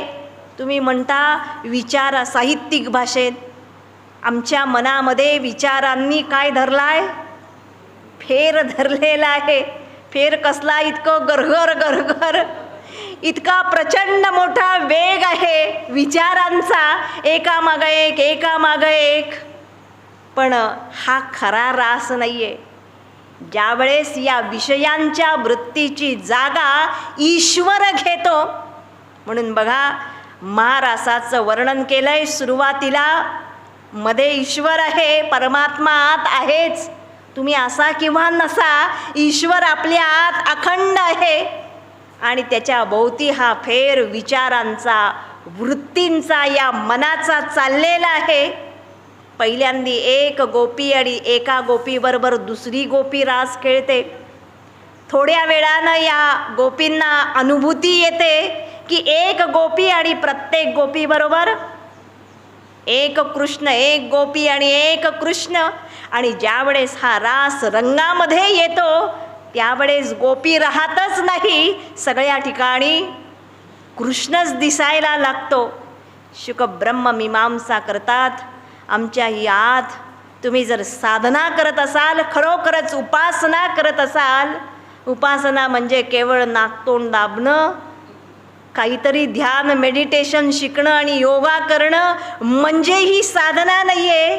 फार सुंदर या ठिकाणी सांगतात, या रासामध्ये एक वृत्ती, दुसरी वृत्ती, अखंड विषयांच्या वृत्ती आहेत. सकाळी उठलो रे उठलो की पहिला, समजलं तुम्हाला, चहा, पहिली सुरुवात चहाच्या वृत्तीनं होते. दिवसभरातही चहा, त्याच्यामध्ये अनेक विषय आहेत, अनेक वृत्ती आहेत, भिन्न भिन्न भिन्न, झोपेपर्यंत. समजतंय? झोप लागेपर्यंत. यालाच उपनिषदांच्या मध्ये शब्द वापरलाय विजातीय वृत्तीप्रवाह. नंतर ज्या वेळेस मी ईश्वराची या उपासना करतो त्यावेळेस तुम्ही पहा, विषय आहे पण त्या प्रत्येक विचारामध्ये ईश्वराचं स्मरण आहे. एक गोपी म्हणजे एक वृत्ती आणि एक कृष्ण, भगवंताचा अखंड विचार आहे. आणि नंतर आमच्या आयुष्यामध्ये अशी एक अवस्था येते, भावावस्था. जर तुम्ही जप करत असाल, स्मरण नामस्मरण करत असाल, ध्यान साधना करत असाल, आम्ही शब्द वापरतोय योग मार्गामधले सुद्धा, धारणा, ध्यान, समाधी, पण समाधी एका दिवसात प्राप्त होत नाही. भावावस्था, काही वेळेस शब्द वापरला जातो भाव समाधी. ज्यावेळेस तुम्ही जप कराल, जप याचा अर्थच भगवंताचं एकच एक नाम तुम्ही घेता. बघा, आणि जे नाव घ्याल भगवंताचं, श्रीराम हे नाव घेतलं तर आमच्या समोर कोदंडधारी असणारा राम येतो. एक नाम संत, त्याच्याबरोबर रामाची वृत्ती निर्माण होते. वृत्तीसुद्धा क्षणभर राहते आणि निघूनही जाते. पुन्हा दुसरं नाम राम हेच आहे, पुन्हा रामाची वृत्ती, पुन्हा नाम, पुन्हा वृत्ती. असं करता करता करता काही क्षण, काही काळ अखंड या रामाचीच एकच एक वृत्ती निर्माण होते. येते लक्षात? दृष्टांत दिलाय, आज्यधारया स्रोतसा समम. तुपाची संततधार किंवा नदीचा अखंड प्रवाह जसा असतो तसा आमच्या हृदयामध्ये, आपण म्हणतो सुद्धा एखाद दिवशी ध्यान चांगलं लागलं, तुम्ही म्हणता जप आज खूप छान झाला, एकामागं एक तीच वृत्ती निर्माण होते आणि त्याच्यामध्ये मी इतका तल्लीन होतो. यालाच शास्त्राच्या भाषेत म्हणतात सजातीय वृत्तीप्रवाह. आणि ते करता करता दोन नामांच्या मध्ये तुम्ही पहा, एक शांत असणारा अर्धा क्षण असतो. येते लक्षात? आणि शास्त्र सतत सांगतं तिथं तुमचं लक्ष, तुमचं मन एकाग्र करा. आणि तिथं जर एकाग्र केलं तर आयुष्यात अशी एक वेळ येते, नामही गळून पडतं, रूपही गळून पडतं आणि मी त्या शांत स्वरूपाशी एकरूप होतो, तल्लीन होतो. आणि याचा अभ्यास, साधना, उपासना जर दीर्घकाळ तुम्ही करत राहिलात, या इंद्रियांना बसायची सवय लागली, या डोळ्यांना डोळे झाकायची सवय लागली, संयमित राहण्याची सवय लागली आणि या मनाला नामाची सवय लागली, तुम्ही पहा की नंतर अशी एक अवस्था येते, मग तुम्ही कोणतंही कर्म व्यवहारात करा, ध्यानातून जरी उठलात, शेवटी मेडिटेशन म्हणजे काय, ध्यान म्हणजे तरी काय, समाधी म्हणजे काय, समाधी म्हणजे केवळ एका ठिकाणी बसणं नव्हे, अशी एक अवस्था येते की माझं मन अखंडपणानं एका बाजूला व्यवहार चाललेला आहे शरीरानं, पण मनामध्ये अखंड ईश्वराचं चिंतन आहे. आणि ही जी अवस्था, हीच या ठिकाणी शुक ब्रह्म सांगतात की या रासामध्ये बेभान झालं पाहिजे, सगळं भान हरपतं. आणि त्याच वेळेस प्रत्येक वृत्तीमध्ये मला या तत्वाचा, या चैतन्याचा, ईश्वर तत्वाचा अनुभव येतो. श्रुती सिद्धांत मांडते, प्रतिबोध विदितम मतम अमृतत्वम हि विंदते. बोधम बोधम प्रति, प्रत्येक वृत्तीमध्ये चैतन्य आहे. आणि म्हणूनच संतांनी हेच सोप्या भाषेत सांगितलंय, जसं श्रुतीसुद्धा सांगते, यत्र यत्र मनोयाती तत्र तत्र समाधयः. भगवंतांनी वर्णन केलंय अर्जुना, त्या अवस्थेमध्ये पश्यन शृण्वन स्पृशन जिग्रन अश्नन गच्छन स्वपन श्वसन. ज्या ज्या ठिकाणी मन जाय माझे, त्या त्या ठिकाणी निजरूप तुझे. ही जी अवस्था आहे ही इतकी सोपी अवस्था नाही आहे, परमोच्च अवस्था आहे. शुक ब्रह्म हा महारास याचं वर्णन करतात आणि सांगतात, हा महारास याचा अर्थच ही अखंडाकार ईश्वराची वृत्ती निर्माण होणं. हीच सहजावस्था. शास्त्रात अनेक शब्द वापरले जातात आणि परमेश्वराने ही लीला याच्यासाठी केली की या जीवाच्या विषयांच्या वृत्ती कमी व्हाव्यात आणि ईश्वराची वृत्ती निर्माण व्हावी. अनुग्रहाय भूतानां मानुषम देहमाश्रितः. म्हणून या भगवंतांनी हा मानुष्य देह धारण केला आणि या जीवांच्यावर अनुग्रह करावा म्हणून ही दिव्य असणारी लीला केली. आणि म्हणूनच गोपी सांगतात, भगवंता आता आम्हाला चिंता नाही आहे. त्यावेळेस तू अंतर्धान पावलास, आम्ही व्यथित झालो, पण आता मात्र तुला आम्ही कुठं ठेवलं आहे? आमच्या हृदयामध्ये घट्ट ठेवलेलं आहे. म्हणून गोपी सांगते, हस्तम आक्षिप्य यातोसी बलात् कृष्ण किमद्भुतम. आमचा हात सोडून तू निघून जाशील यात काही तुझं सामर्थ्य नाही आहे. हृदयात यदि विनिर्यासी पौरुषम गणयामि ते. आमच्या हृदयातून जर तू जाऊ शकलास तर खरा तुझा पुरुषार्थ आहे. म्हणून परवा चौराष्टक सांगितलं बघा, इतकं सुंदर त्यामध्ये कल्पना केली आहे.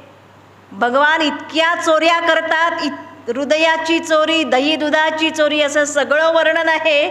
आणि सगळ्या शेवटी गोपी सांगते की आता या सगळ्या चोऱ्या केल्यामुळं तुला आम्ही कैद बंद करणार आहोत, नजर कैदेमध्ये ठेवणार आहोत. हीच तुझी शिक्षा आहे. आणि म्हणून तुला कुठं ठेवलं आहे आम्ही? आमच्या या हृदयामध्ये बांधून टाकलेलं आहे. आता आमच्या परवानगीशिवाय तू या हृदयामधून जाऊ शकत नाहीस. असं या ठिकाणी या लीलेचं रहस्य सांगतात. आणि महारास ही लीला झाल्यानंतर शुकब्रह्म आणखीन पुढं वर्णन करतात. सुदर्शन, शंखचूड अशा अनेक राक्षसांचा पुन्हा संहार करतात, उद्धार करतात. यानंतर भगवंताबरोबरच भगवान वनविहाराला जात, त्यावेळेस गोपींचं मनही भगवंताबरोबरच जाई. त्याचं वर्णन युगलगीत या नावाच्या गीतामध्ये या गोपी करतात. हे वर्णन झाल्यानंतर पुन्हा एकदा नारद महर्षी कंसाकडे येतात आणि कंसाला स्मरण करून देतात की बाबा रे, तो देवकीचा आठवा तुला नक्की मारणार आहे, काहीतरी तू विसरून गेलेला आहेस. आणि म्हणून नारद महर्षी आठवण करतात. कंससुद्धा विचार करतो, आता भगवंताला, कृष्णाला कसं मारावं, कसं त्याला या ठिकाणी बोलवावं. आणि म्हणून धनुर्यागाचा हा निमित्त करतो आणि त्याचं निमंत्रण देण्यासाठी म्हणून आपल्या मंत्र्याला अक्रूराला ब्रजामध्ये पाठवतो. अक्रूराला आदेश देतो, जा आणि कृष्णाला घेऊन ये. बलराम आणि कृष्णाला. अक्रूर हा भगवंताचा अनन्य भक्त आहे. एका बाजूला त्याला दुःखही होतं, कारण त्याला माहीत असतं हे निमंत्रण कशासाठी आहे. पण तो म्हणतो ते भगवान आणि कंस बघून घेतील, पण मला मात्र या निमित्तानं व्रजाचं दर्शन आणि भगवंताचं दर्शन होणार आहे. पहाटे पहाटे उठतो हा, तयार होतो रथामध्ये आणि रथ घेऊन भगवंताला आणायला म्हणून जातो. गोकुळाकडे निघतो. कृष्णाचा परमभक्त आहे. भगवंताचं चिंतन करत करत हा जातो आणि त्यावेळेस गेल्यानंतर भगवंताला भेटतो. नंद यशोदा या सगळ्यांना भेटून सांगतो की भगवंताला कृष्ण आणि बलरामाला या कंसानं धनुर्यागाचं निमंत्रण दिलेलं आहे. सगळ्यांनाच खूप वाईट वाटतं. भगवानही जायचंच ठरवतात, कारण भगवंतालाही माहीत असतं हा कार्याचा एक भाग आहे. कधीतरी म्हणून ब्रजामध्ये भगवान आयुष्यभर रममाण झाले नाहीत. तिथं ज्या लीला केल्या त्या केल्या आणि पुढचं कार्य करण्यासाठी भगवान निघतात. गोपी दुःखी होतात आणि ब्रह्मदेवालाच दोष देतात आणि सांगतात की हे ब्रह्मन अहो विधातस्तव न क्वचित दया. ब्रह्मदेवाच्या मनात काही दयामाया नाही आहे, कारण तोच या जगात सगळ्यांना एकत्र आणतो प्रेमानं आणि तोच आमचा वियोगही करतो. या गोपी अनेक पद्धतीनं सांगतात भगवंताला आपण जाऊ नये, पण भगवान त्यांच्या निश्चयावर दृढ असतात. शेवटपर्यंत या गोपी विरहातूर होतात, रडतात, आक्रोश करतात. त्यावेळेस भगवान त्यांना समजावून सांगतात की मी पुन्हा कधीतरी एकदा तुम्हाला नक्की भेटेन. त्यावेळेस भगवान या अक्रूराबरोबर जायला निघतात. अक्रूर भगवान आणि बलरामांना घेऊन मथुरेच्या दिशेनं यायला निघतो. वाटेमध्ये सायंकाळ होते आणि स्नान संध्या करण्यासाठी म्हणून थांबतो, रथ बाजूला उभा करतो. अक्रूर सांगतो मी जरा जाऊन येतो आणि म्हणून अक्रूर जातो स्नानासाठी. त्या नदीमध्ये बुडी मारतो आणि नदीमध्ये पाण्यात बुडी मारल्यानंतर त्या पाण्यामध्येच या अक्रूराला भगवंताच्या दिव्य रूपाचं दर्शन होतं. याला आश्चर्य वाटतं, हे तर रथात बसलेले आहेत आणि पाण्यामध्ये अचानक मला दर्शन कसं झालं. म्हणून हा डोकं वर काढतो, एकदा रथात खात्री करतो तिथंच आहेत ना. हे दोघं तिथं निवांत बसलेले असतात. पुन्हा हा पाण्यामध्ये बुडी मारतो. त्यावेळेस त्याला तसंच सुंदर दर्शन होतं. साक्षात भगवान श्री शेष विराजमान आहेत आणि त्यांच्या भोवती गंधर्व, चारण, अप्सरा सर्व हे भगवंताची सेवा करत आहेत. आणि या भगवान शेषांच्या अंगावर साक्षात भगवान विष्णू पहुडलेले आहेत. त्यांच्या वक्षस्थळावर लक्ष्मी विराजमान आहे. आणि असं हे सुंदर असणारं सगळं दिव्य रूप पाहिल्यानंतर अक्रूराला अत्यानंद होतो. काय भगवंताची कृपा आहे. हे रूप तर दाखवलंच मानुष्य रूप, पण त्याचबरोबर या दिव्य रूपाचं दर्शन झालेलं आहे. त्या शेषाच्या अंगावर पहुडलेल्या घनश्यामाला पाहून अक्रूर प्रणाम करतो.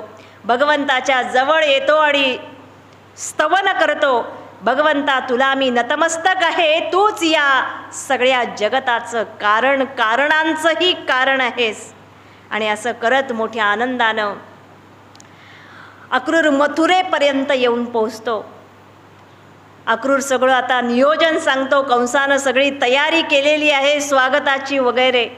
भगवान सांगतात आज काही मी मथुरेत प्रवेश करणार नाही. अक्रूर सांगतो अरे थोडंच राहिलंय, अंतर काही फार नाही आहे. भगवान सांगतात मथुरेत मी उद्या प्रवेश करेन आणि या मथुरेत एक तर मी असेल किंवा कंस असेल. कंस हा अहंकाराचं प्रतीक आहे. अहंकार आणि परमात्मा एकाच वेळी एका ठिकाणी राहू शकत नाही. भगवान त्या दिवशी मथुरेच्या बाहेरच राहतात आणि यानंतर दुसरा दिवस उजाडतो. भगवान जाता जाता कुब्जेवरही कृपा करतात. ज्या ठिकाणी धनुष्ययाग ठरवलेला असतो त्या स्थानामध्ये भगवान जातात आणि तिथं ते धनुष्यच उचलतात आणि मोडून टाकतात. प्रचंड मोठा आवाज होतो. तो आवाज ऐकूनच कंस भयग्रस्त होतो. बाहेर नाही दाखवलं तरी त्याला आज जाणीव होते याच्या रूपानं आता काळ माझ्या जवळ आलेला आहे. ते भयंकर भगवंताचं कृत्य पाहून हा कंस क्षणाक्षणाला भगवंताचं स्मरण करायला लागतो. भक्त कमी करेल एवढं चिंतन हा कंस करायला लागतो. त्याला सारखा तो कृष्ण डोळ्यासमोर, चोर असेल तर बघा त्याला अहोरात्र पोलीस समोर दिसतात, तसं या कंसाला भगवंताचं अखंड स्मरण होतं. आणि कंसानं ठरवल्याप्रमाणे हा राजसिंहासनावर येऊन बसतो. कृष्णाला मारण्याचे अनेक प्रयत्न त्यानं केलेले असतात. कुवलया पीड हत्तीला सोडतो. भगवान या सगळ्यांचा निपात करतात. चाणूर, शल, तोषल यांना ठार मारतात. बलराम, मुष्टी, कूट या सगळ्या कंसाच्या सेवकांना ठार मारतात. आपल्या जवळचे हे सगळे मोठमोठे पराक्रमी दैत्य ठार झालेले आहेत. कृष्ण आणि बलरामांच्या पराक्रमाची याला जाणीव होते, अंदाज येतो.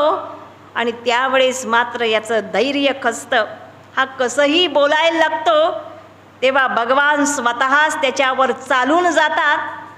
अत्यंत सहजपणानं त्याचा मुकुट आधी खाली पाडतात आणि या कंसाला पकडून आपटून ठार मारतात. हा कंस गतप्राण होतो. शुक ब्रह्म वर्णन करतात, अहोरात्र हा भगवंताचं स्मरण करायचा म्हणून यालाही सारूप्य मुक्ती मिळते. भगवंताचं आणखीन एक महत्त्वाचं कार्य या द्वापार युगातलं आणि या अवतारातलं पूर्ण होतं. कंसाला कंस चाणूर मर्दनम. कंस हा अभिमानाचं प्रतीक आहे या जगात. अभिमानाच्या रूपानं हा कंस सगळ्या समाजामध्येही असतो, कुटुंबामध्येही असतो, प्रत्येक माणसामध्ये सुद्धा असतो. भगवान या कंसाचा संहार करतात. आणि कंसाला ठार मारल्याबरोबर पहिलं काम जर भगवंतांनी केलं असेल तर वसुदेव आणि देवकीच्याकडं कारागृहामध्ये जातात, त्यांना सोडवतात. वसुदेव देवकीला अत्यानंद होतो. आणि का कुणाला माहीत, वसुदेव देवकीच त्याला प्रणाम करायला लागतात. भगवान त्यांच्यावरही आपली माया पसरवतात. लहान मुलासारखं त्या आईवडिलांसमोर वागतात, स्नेहपाशानं बद्ध होतात. आणि मग वसुदेव आणि देवकीसुद्धा आपल्या भगवंताकडं किती वर्षांनी पाहिलेलं असतं आपल्या बालकाला. आणि मग उपनयन संस्कार करावा आता यांचा असं ठरवतात. दोघांच्यावरही उपनयन संस्कार केला जातो. प्रथेप्रमाणे या दोघांना सांदीपनी ऋषींच्या आश्रमात शिकण्यासाठी पाठवलं जातं. भगवान असं म्हणत नाही मला सगळं येतंय, मी जगद्गुरू आहे, मला गुरूंकडे जायची काही. ते सगळे लोकल गुरु असं म्हणतात. सगळं येतंय, गुरु कशाला पाहिजे. भगवान जगद्गुरू होते पण तरीसुद्धा शिकण्यासाठी प्रथा मोडली नाही. सांदीपनी ऋषींच्या आश्रमात गेले, त्यांची सेवा केली, सगळ्यांच्या सारखं सामान्य विद्यार्थ्याप्रमाणे राहिले. राजनीती, युद्धनीती, मंत्र, उपासना, धनुर्वेद, सगळे वेद आणि धर्मशास्त्र, मीमांसा, तर्क, न्याय या सगळ्या शास्त्रांचं अध्ययन केलं. शुकब्रह्मांनी वर्णन केलंय. अवघ्या 64 दिवसांच्या मध्येच 64 कलांच्या मध्ये भगवान निष्णात झाले. ज्ञान घेताना इतकं शीघ्र घ्यावं. विद्यार्थी दशेमध्ये ज्ञानाशिवाय दुसरीकडे जर लक्ष नसेल तर तो विद्यार्थी शीघ्रातिशीघ्र हे सगळं ग्रहण करतो. आणि नंतर गुरूंना गुरुदक्षिणा म्हणून त्यांचा मृतपुत्र आणून दिला आणि भगवान पुन्हा आपल्या घरी निघून आले. भगवान जरी मथुरेमध्ये राहत होते तरी मनानं मात्र पुष्कळ वेळेला व्रजामध्येच असायचे. मथुरेमध्ये आल्यानंतर भगवंतांना पहिला भेटलेला यादव म्हणजे हा उद्धव होता, अतिशय श्रेष्ठ असणारा. आणि म्हणून उद्धव हा फार जवळचा होता. उद्धव हा प्रियही होता. उद्धवालाही भगवान प्रिय होते. आणि हे दोघं तासन तास गप्पा मारायचे. त्यावेळेस भगवंताच्या बोलण्यात एक वाक्य झालं की वृंदावनाचं नाव यायचं, गोपांचं नाव यायचं, गोपींचं नाव यायचं. हे काही उद्धवाला आवडायचं नाही. याला वाटायचं मी इतका प्रेम करतो, पण भगवान या गोपींचं नाव का बरं घेतात?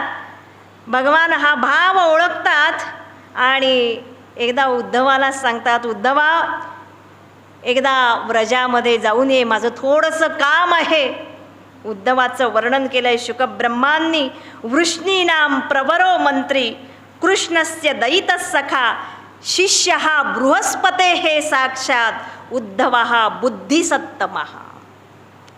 हा वृष्णी कुळाचा मंत्री होता, साक्षात बृहस्पतींचा हा शिष्य होता. म्हणजे किती हुशार असेल कल्पना करा.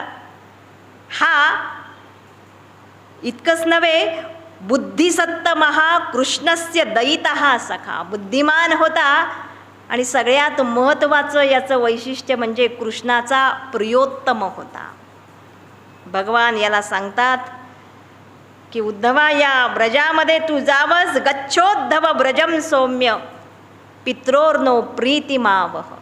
ब्रजामध्ये जावस आणि माझे आई वडील नंद यशोदा कसे आहेत त्यांची चौकशी करावी, क्षेम कुशल विचारावं. गोपीनाम मद वियोगात आधीम, माझ्या विरहामुळं या गोपी खूप दुःखी आहेत. तू जावंस आणि त्यांचं दुःख दूर करावंस, त्यांचं दुःख दूर होईल असा काहीतरी उपाय करावा. उद्धवाला इतका आनंद झाला याचीच तर उद्धव वाट पाहत होता. ते काय वृंदावन आहे आणि काय हे गोप आणि गोपी आहेत, नंद यशोदा आहेत, हे जाऊन एकदा पाहूनच येतो. म्हणून हा आज्ञा शिरसावंद्य करून लगेचच उद्धव या व्रजामध्ये जायला निघाला. भगवंतांनी जाताना सांगितलं, माझ्या या गोपींना माझा निरोप सांगावास. याचं कारण ताहा मनमनस्काहा मत्प्राणाहा मदर्थे त्यक्त दैहिकाहा. उद्धवा या गोपी त्यांनी सगळे त्यांचे प्राण मला अर्पण केलेले आहेत, माझ्या मनाशी त्या एकरूप झालेले आहेत आणि त्यांचं सर्वस्व मी आहे. आणि म्हणून माझ्याशिवाय त्यांची काय अवस्था झाली असेल, भयंकर दुःखी आणि व्याकुळ झाले असतील. तेव्हा या गोपींचं सांत्वन तू करावंस. असं सगळं ऐकून उद्धव ऐकून न ऐकल्यासारखं करतो. याला एकच बोध होतो की या गोपींचं आता सांत्वन करायचं आणि त्यांचं दुःख दूर करायचं, म्हणजे आता यांना ज्ञानाचा एक डोस दिला पाहिजे, काहीतरी वैचारिक बौद्धिक काहीतरी सांगितलं पाहिजे. आणि म्हणून मोठ्या आनंदानं हा उद्धव व्रजाकडे जायला निघतो. सूर्यास्ताच्या वेळेस या गोरज अशा मुहूर्तावर तो पोहोचतो. त्याचा रथ सगळा धुळीनं मागतो. नंद यशोदेच्या वाड्यावर येतो. त्याला पाहूनच नंद यशोदेला अत्यानंद होतो. दोघंही विचारतात, आमचा कृष्ण कसा आहे? असं म्हणतानाच त्यांच्या डोळ्यांच्यामधून अश्रुधारा व्हायला लागतात. आणि हा उद्धव त्यांचा तो प्रेमभाव पाहतो. नंद यशोदा विचारतात, का रे उद्धवा, तुझ्याजवळ कृष्ण आमची कधी आठवण काढतो का रे? उद्धव हे सगळे भाव पाहतो, जवळून पाहतो. रात्रभर या नंद आणि यशोदेबरोबर गप्पा मारतो. खूप दिवसांनी कोणी भेटलं, आपल्या जवळच्या माणसाकडून कोणी आलं की आपण जसं गप्पांच्या मध्ये तल्लीन होतो. रात्र कशी निघून जाते समजत नाही. सकाळ होते. उद्धव पहाटेच उठतो आणि पहाटेचं गोकुळ पाहतो. गोकुळातलं या वृंदावनामधलं वातावरण पाहतो. सकाळीच बाहेर पडतो, कारण याच्या डोक्यात काय आहे, आता नंद यशोदेला तर पाहिलं, पण या गोपी काय प्रकरण आहे म्हणून हा पाहायला निघतो. आणि त्यावेळेस लांबूनच या गोपी सकाळी सकाळी या उद्धवाला पाहतात. उद्धवाला पाहता क्षणीच या गोपींना कृष्णाचं तीव्रतेनं स्मरण होतं, कारण उद्धव दिसायचा सुद्धा कृष्णासारखाच. भगवंताचा प्रिय भक्त त्याच्यासारखाच हळूहळू दिसायला लागतो. आणि उद्धवाला पाहिल्यावरच यांना इतकी भगवंताची आठवण येते. आणि उद्धव या सगळ्या गोपींच्या जवळ जातो. विचारतो, गोपींनो तुम्ही कशा आहात? असं म्हटल्याबरोबरच त्यांच्या डोळ्यांच्यामधून अश्रू येतात. इतका विरह आणि इतकं दुःख आहे. आता कशा आहात असं विचारल्यावर काय सांगणार, म्हणून या गोपी प्रसिद्ध असणारं भ्रमरगीत गातात. 10व्या स्कंदामध्ये हे भ्रमरगीत सुद्धा प्रसिद्ध आहे. आणि या गोपी भ्रमराला उद्देशून, म्हणजे खरं तर उद्धवाला उद्देशून सगळं बोलतात, पण तिथं उद्धवासाठी भ्रमर हे नाव वापरलंय. आणि या भ्रमराचा मित्र कोण असतो? फूल हे भ्रमराचं मित्र आहे. म्हणून तरी भ्रमर सारखा भुंगा कुठं जाऊन बसतो? कुठूनही हिंडून आला तरी सारखा त्या फुलाजवळ जातो आणि तासनतास रममाण होतो. तसं फूल म्हणजे कृष्ण आहे आणि तिथं जाऊन बसणारा भ्रमर म्हणजे हा उद्धव आहे, अशी कल्पना गोपी करतात. आणि या भ्रमराला म्हणजे उद्धवाला इतक्या तक्रारी करतात या भगवंताच्या. आणि या उद्धवाला संबोधनच वापरलंय की उद्धव म्हणत नाहीयेत, भ्रमरही म्हणत नाहीयेत, हे कितव बंधो. भगवान व्यास इतका जाणीवपूर्वक हा शब्द वापरतात. संस्कृतमध्ये कितव म्हणजे कपटी आणि बंधो म्हणजे हे उद्धवा, हे भ्रमरा, तू त्या कपट्याचा मित्र आहेस. आणि म्हणून तो कपटी जो कृष्ण आहे, कारण एकदा तो आम्हाला येतोय म्हणून गेला, तो पुन्हा इथं आलाच नाही. आमचं सगळं मन, आमच्या सगळ्या वृत्ती नव्हे, आमचं सगळं जीवन आम्ही त्याला समर्पित केलं, पण त्याला त्याची जाणीवच नाही आहे. तो आम्हाला सोडून गेलेला आहे. आणि हा जो सगळा आतला प्रणय कोप जो आहे, या गोपींच्या आतला जो राग आहे, तो सगळा राग भगवान व्यास कितव बंधो एका शब्दामध्येच प्रकट करतात. म्हणजे तो तर कपटी आहेच, पण कपट्याचा मित्रही कपटीच असणार. त्याचे सगळे गुण तुलाही लागलेले असणार. उद्धवा, तुझ्याशी आम्ही काय बोलणार? आणि असं म्हणतात खरं, पण गोपी पुन्हा पुन्हा कृष्णाबद्दलच बोलतात. याचं कारण त्या स्वतः सांगतात की अरे राग आला म्हणून आता त्याच्याबद्दल बोलायचंच नाही, म्हणून किती उलट आहे. बाकी सामान्य भक्ताला सांगावं लागतं, अरे तू माझं भजन कर, माझं चिंतन कर. आणि या गोपी भगवंताला मनातून काढण्याचा प्रयत्न करतात, पण उद्धवाला सांगतात खरं तर आम्हाला राग आलाय, त्याच्याबद्दल बोलायचंच नाही असं आम्ही ठरवलंय. पण समस्या अशी आहे, दुस्त्यजहा तत्कथार्थहा इति. काय सुंदर शब्द वापरला आहे. त्याच्या कथा, त्याच्याविषयी बोलणं, याचा त्याग आम्ही करूच शकत नाही. ठरवलं तरी पुन्हा पुन्हा आम्ही कुठं? तिथंच येतो. नाही असं ठरवलं, कारण आमचं सगळं जीवनच त्याच्या रूपामध्ये, त्याच्या स्मरणामध्ये एकरूप झालेलं आहे. रडत रडत या सगळ्या गोपी ते भ्रमरगीत गातात. इतकं सुंदर गीत आहे. या गीतामध्ये उद्धव यातला शब्द काळजीपूर्वक ऐकतो. समोरचा काय बोलतोय हे ऐकायचं असेल आणि समजायचं असेल तर ऐकणारा सुद्धा अधिकारी पाहिजे. त्यानं सुद्धा कुणावर तरी प्रेम केलेलं असलं पाहिजे. उद्धवानं सुद्धा भगवंतावर असंच प्रेम केलं होतं, म्हणून गोपी काय म्हणतायत याचा थोडाफार अंदाज त्याला यायला लागला. भ्रमरगीतातला शब्द या उद्धवानं मनोभावे ऐकला आणि त्याला समजलं की या गीतामध्ये प्रेम तर आहेच, प्रणय आहे, कोप आहे, राग आहे, भक्ती आहे, शरणागती आहे, अहंकाराचा अभाव आहे, भाव आहे, अधिरूढ भाव आहे, महाधिरूढ भाव आहे. भक्तीचे सगळे जे भाव मीमांसा केली जाते ते सगळंच या गोपींच्या एका गीतामध्ये आहे. तो अंतर्मुख झाला आणि त्याला समजलं की भगवंतानं इथं आपल्याला कशासाठी पाठवलंय? शिकवण्यासाठी पाठवलं नाहीये, आपल्याला शिकण्यासाठी पाठवलंय. ज्ञान जर आत रुजायचं असेल, हे उपनिषदांचे शब्द जर समजायचे असतील, श्रुतींचे अर्थ उलगडायचे असतील, तर अंतःकरणामध्ये हा भाव प्रकट झाला पाहिजे. त्याशिवाय ज्ञानाचा अर्थ कळत नाही, ज्ञानाचा अनुभव येत नाही. आणि म्हणून हा उद्धव मनोभावे या गोपींना शरण जातो. गोपी मग सांगतात, गीत संपवतात, उद्धवा हे असं सगळं आहे, अशी अवस्था आहे, आता सांग भगवंतानं आमच्यासाठी काही निरोप दिलाय का.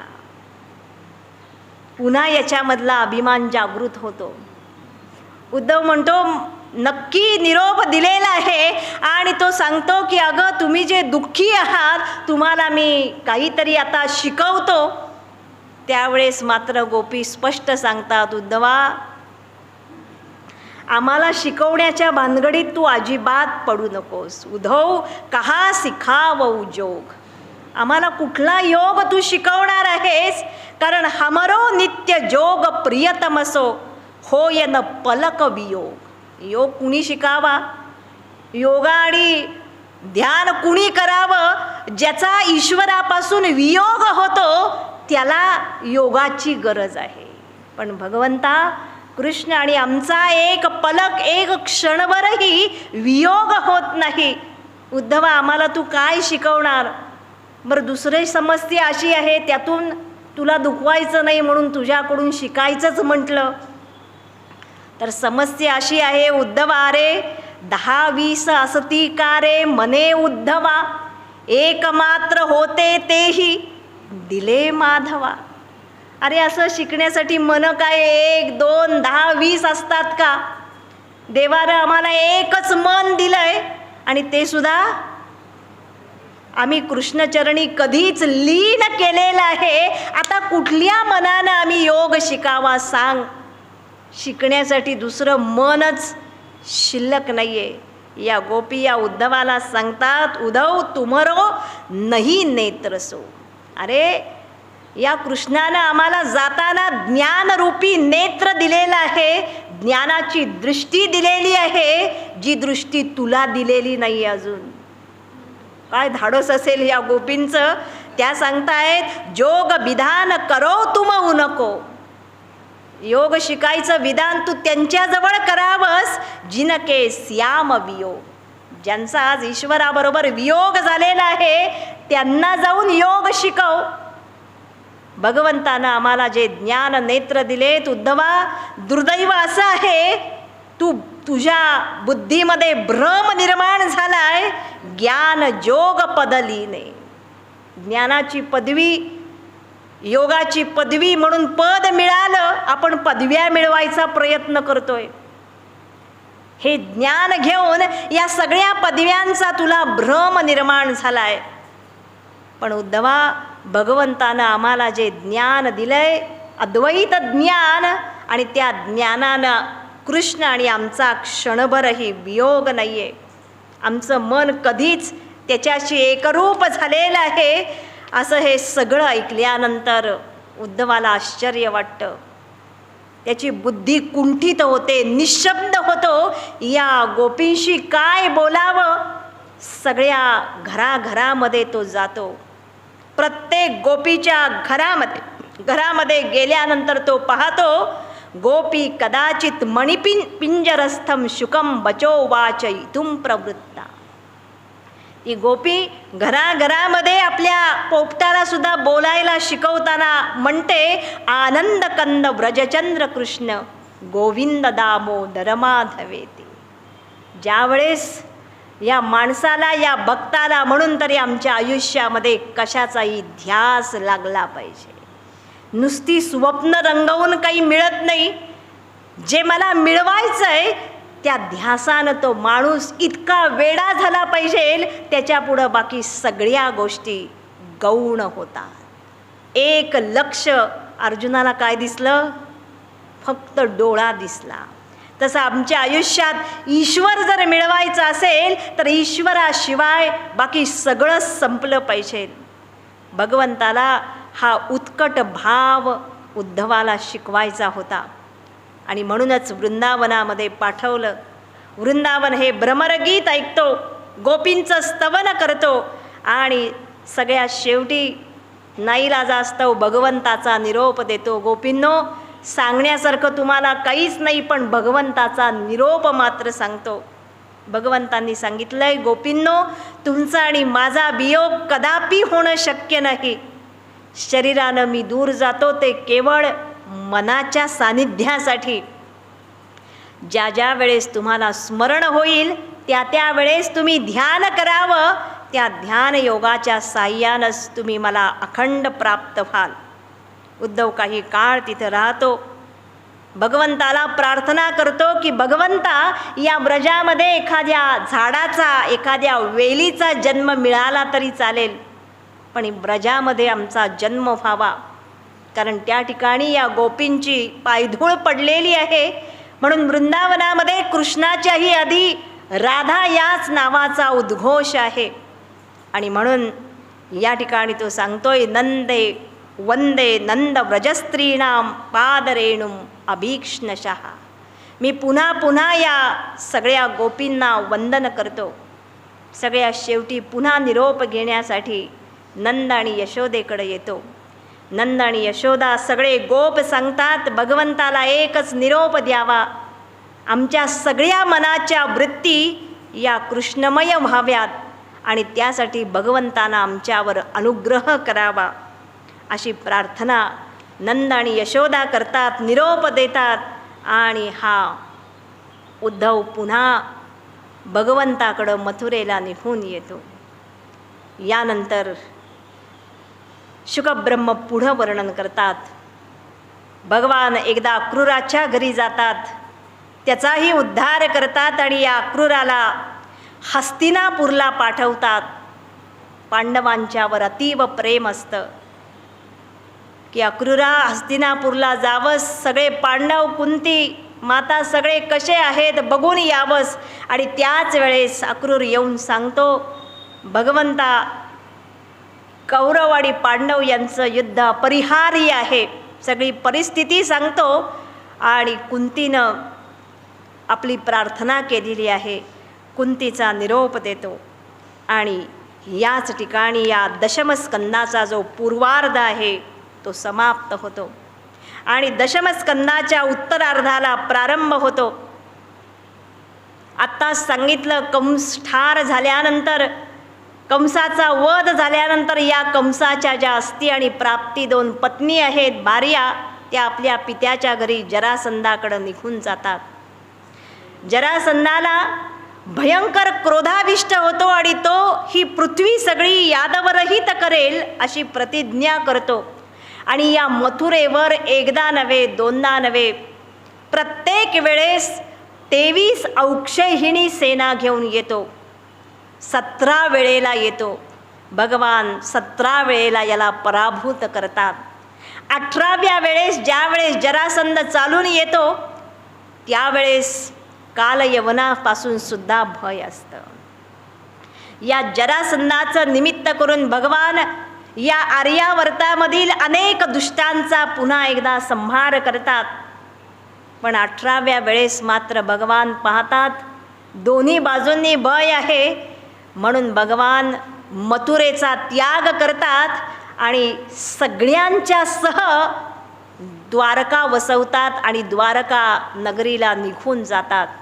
म्हणूनच भगवंताला रणछोड दास असंही एक नाव मिळालंय.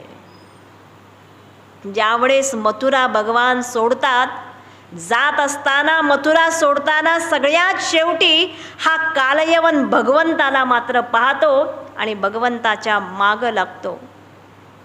भगवान जातात, त्याच वाटेवर मुचुकुंद नावाचा राजा झोपलेला असतो. यानं देवांना युद्धामध्ये सहाय्य केलेलं असतं आणि म्हणून देव याला आशीर्वाद देतात, आता तू जाऊन खूप थकलाय, जाऊन झोप. झोपेमधून जो कोण तुला उठवेल आणि तू ज्याला झोपेतून पहिल्यांदी पाहशील तो भस्मसात होईल. भगवंताला हा वर आठवतो. भगवंताला माहीत असतं इथंच मुचुकुंद झोपलेला आहे. भगवान आपलं उत्तरीय वस्त्र त्याच्या अंगावर टाकतात आणि पुढं झाडीमध्ये लपून राहतात. कालयवन मागून येतो, त्याला वाटतं हा कृष्णच आहे. त्या राजाला हा उठवतो, मुचुकुंद राजा उठतो, पाहतो, त्यानं पाहिल्याबरोबर कालयवन भस्मसात होतो. मग भगवान याच्या समोर येतात. मुचुकुंद भगवंताला पाहतो आणि पाहिल्यानंतर प्रणाम करतो. भगवान त्याला सांगतात, वरान वृणीश्वराजर्षे, तू आज माझं मोठं काम केलेलं आहेस, तेव्हा काहीतरी वरदान माझ्याकडून मागून घ्यावंस. असं म्हटल्यानंतर मुचुकुंदाला झालेला सगळा प्रकार समजतो आणि तो म्हणतो, भगवंता तुला काय मागावं, सगळं जग तुझ्या या मायेनं विमोहितोयम जन ईश मायया, मायेनं सगळं जग मोहित झालेलं आहे, मला द्यायचंच असेल तर तुझी भक्ती दे. त्यावर भगवान सांगतात, उत्तम मागणं मागितलंस, याचं कारण या जगात युंजानाम अभक्तानाम प्राणायामादिभिर्मनः, या जगात जे अभक्त आहेत त्यांनी शेकडो हजारो प्राणायाम केले तरीसुद्धा त्यांना काही ईश्वर प्राप्ती होत नाही. आणि म्हणून या ठिकाणी भगवान पुन्हा एकदा भक्तीचा महिमा गातात. भगवान मुचुकुंद निघून जातो, भगवानही द्वारकेला निघून जातात. आता भगवान द्वारकाधीश झालेले आहेत. आणि यानंतर शुकब्रह्म पुढचा कथाभाग सांगायला प्रारंभ करतात. बलराम आणि रेवताची कन्या रेवती यांचा विवाह होतो आणि यानंतर विदर्भ कन्या भीष्मक राजाची कन्या रुक्मिणी आणि श्रीकृष्ण यांचा विवाह होतो. या ठिकाणी कथा सांगतात, या भीष्मकाला 5 मुलं आणि 1च कन्या होती. विदर्भ आपलाच देश आहे, आपलाच भाग आहे. ही विदर्भ कन्या एकच या 5 भावांची बहीण रुक्मिणी, दिसायला अतिशय सुंदर, साक्षात लक्ष्मीचा ही अंश होती. आणि शुकब्रह्मांनी वर्णन केलं आहे की या रुक्मिणीनं दीर्घकाळ या भगवंताचं वर्णन या कानांनी ऐकलेलं होतं आणि म्हणून मनानं त्यानं भगवंताला वरलं. आणि तसंच रुक्मिणीचे सगळे गुण ऐकून श्रीकृष्णांनी सुद्धा मनाने या रुक्मिणीला वरलं होतं. ज्यावेळेस हा भीष्मक राजा हिचा विवाह ठरवतो, तिचा भाऊ रुक्मी हा कृष्णाचा द्वेष करीत असे, त्यावेळेस हा शिशुपालाचा मित्र असतो आणि तो रुक्मिणीचा विवाह शिशुपालाबरोबर ठरवतो. हे ज्या क्षणी रुक्मिणीला समजतं त्या क्षणी मात्र ही भयंकर दुःखानं कोसळते. पण ही सामान्य स्त्री नसते रडत बसणारी, बुद्धिमान असते. लक्ष्मी ही अतिबुद्धिमान सांगितली आहे. रुक्मिणी लगेच नियोजन करते, एका अतिशय विश्वासपात्र ब्राह्मणाला जवळ बोलावते आणि त्याच्याजवळ काय देते, भगवंताला पत्र लिहिते आणि ते पत्र लिहून भगवंताजवळ द्यायला सांगते. शुकब्रह्मांनी या ठिकाणी वर्णन केलं आहे, या रुक्मिणीनं पत्र जे दिलं भगवंताला त्यावेळेस तो ब्राह्मणसुद्धा कुणाला नेमलंय पत्र द्यायला येईल. ब्राह्मणाची व्याख्या केली आहे, विप्रान स्वलाभ संतुष्टान साधून भूत सुहृत्समान. ब्राह्मण याचा अर्थ सत्वगुण प्रधान हा ब्राह्मण, हा जो चारित्र्य संपन्न, सदाचार संपन्न आणि विश्वासास पात्र आहे, अशा ब्राह्मणाजवळ हिनं पत्र दिलं. मोठ्या प्रेमानं लिहिलं आणि सांगितलं, लवकरात लवकर हे द्वारकाधीश भगवान श्रीकृष्णांना, आणि कसं कुणाच्या हस्ते नको तुम्ही, कारण हे पत्र कुणाच्याही हाती पडता कामा नये, भगवंताच्याच हातामध्ये जाऊन हे पत्र द्यावं. ब्राह्मणही निघतो, त्वरेनं द्वारकेमध्ये येतो. श्रीकृष्णाला सांगितलं जातं, एक ब्राह्मण आलेला आहे विदर्भ देशाकडून, एक पत्र घेऊन आलेला आहे. त्यावेळेस ब्राह्मण हे नाव ऐकताच भगवान हे ब्राह्मण प्रेमी आहेत, स्वतःच त्या ब्राह्मणाचा आदर सत्कार करतात आणि ब्राह्मण ते पत्र देतो. ब्राह्मण निघूनही जातो आणि ब्राह्मण निघून जात नाही, क्षमा करा, भगवान ते पत्र हातामध्ये घेतात. भगवंताला शंका येते. राज्यकारभाराचे पत्र पाहण्याची वाचण्याची यांना सवय असते. तसंच काही विदर्भ देशाकडून पत्र आलेलं असेल म्हणून भगवान ते पत्र उघडतात. ते उघडल्याबरोबर भगवंताला समजतं की हे काही राजकारणाचं पत्र नाही आहे. या ठिकाणी रुक्मिणीनं अवघ्या 7 श्लोकांचं पत्र लिहिलं आहे. मला असं वाटतं जगातलं सगळ्यात उत्कृष्ट असणारं हे प्रेमपत्र असावं. आता पत्राची प्रथा आपली संपलेली आहे.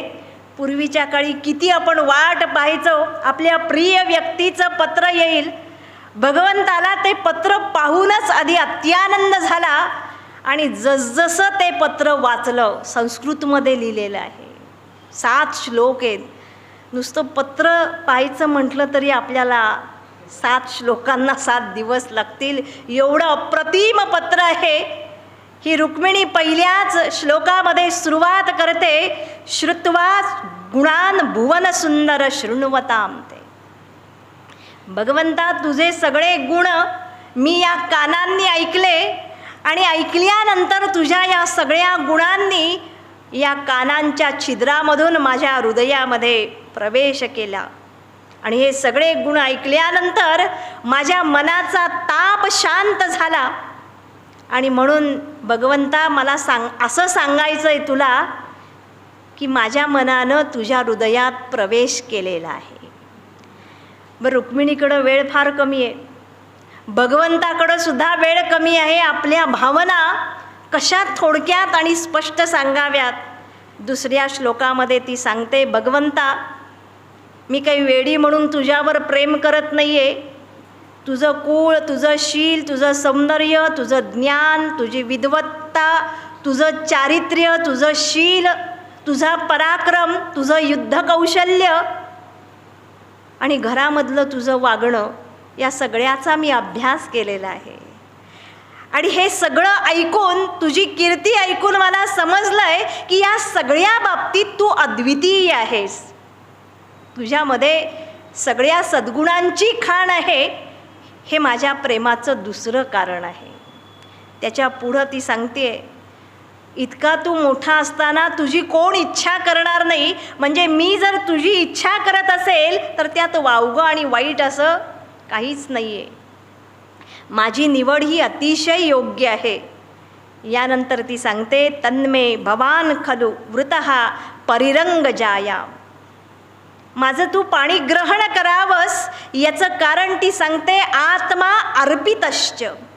मी माझं मन, माझा आत्मा तुला अर्पण केलेला आहे. पण ती रुक्मिणी असते, ती सांगते, माझं तुझ्यावर बंधन नाही, आता तुला पाहिजेल तसं तू करावंस. प्रेमामध्ये बंधन नसतं.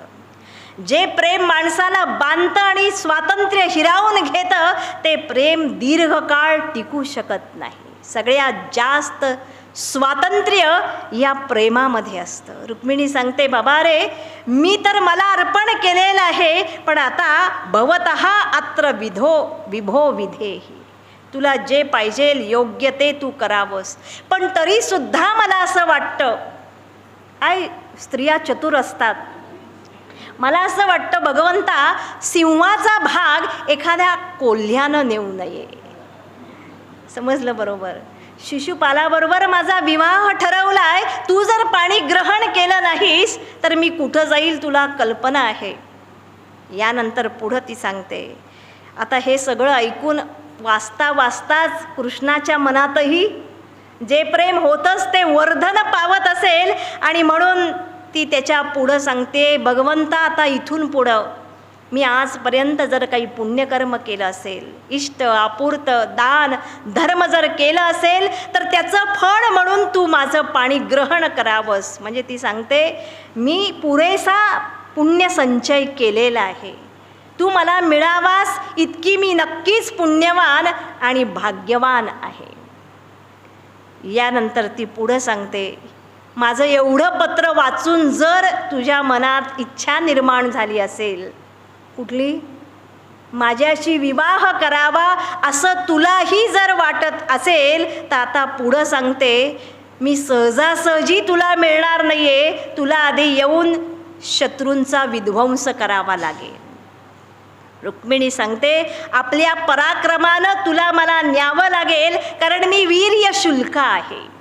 पूर्वीच्या आमच्या स्त्रिया पुरुष जर घेऊन जात असेल, पुरुषामध्ये पौरुषत्व पाहिजे, ती सांगते तुझा पराक्रम तुला सिद्ध करावा लागेल आणि मगच मला न्यावं लागेल. म्हणजे तिने हळूहळू काय तयारी केली की बाबा माझ्याशी विवाह करायचा असेल तर युद्धही करावं लागेल. याच्या पुढं ती सांगते, आता तुझी युद्धाचीही तयारी झाली असेल तर ती आता नियोजन सांगते. एकाच पत्रात सगळं संपवलं पाहिजे, परत करत काही ब्राह्मण जाऊ शकणार नाही आहे. आणि म्हणून ही चतुर असणारी, बुद्धिमान असणारी ही रुक्मिणी सांगते, बघ कृष्णा, आमच्या कुळामध्ये एक परंपरा आहे. विवाहाच्या आदल्या दिवशी मिरवणूक निघते आणि जी वधू आहे, जिचा विवाह उद्या होणार, ती आपल्या सखींच्या सह कुलदेवतेचं दर्शन घेण्यासाठी गावाच्या बाहेर जात असते. आणि मग तू असं कर, कारण दुसऱ्या दिवशी माझा विवाह यांनी जाहीर केलेला आहे, अनेक पराक्रमी राजे तिथं येणार आहेत, आलेले आहेत, ती त्या ठिकाणी आलेले असतील. पण आदल्या दिवशी मी ज्यावेळेस तिथं येईल त्यावेळेस सैन्य माझ्यापासून फार दूर असेल आणि मग मी त्या ठिकाणी येईन, जगदंबेचं मी दर्शन घेईन आणि मग तुला दर्शन झाल्यानंतर ती नियोजन सांगते, त्या दिवशी कुलदेवतेचं दर्शन घेतल्यानंतर तुला मला पळवून न्यावं लागेल. माझं हरण तुला सगळ्यांच्या समोर करावं लागेल.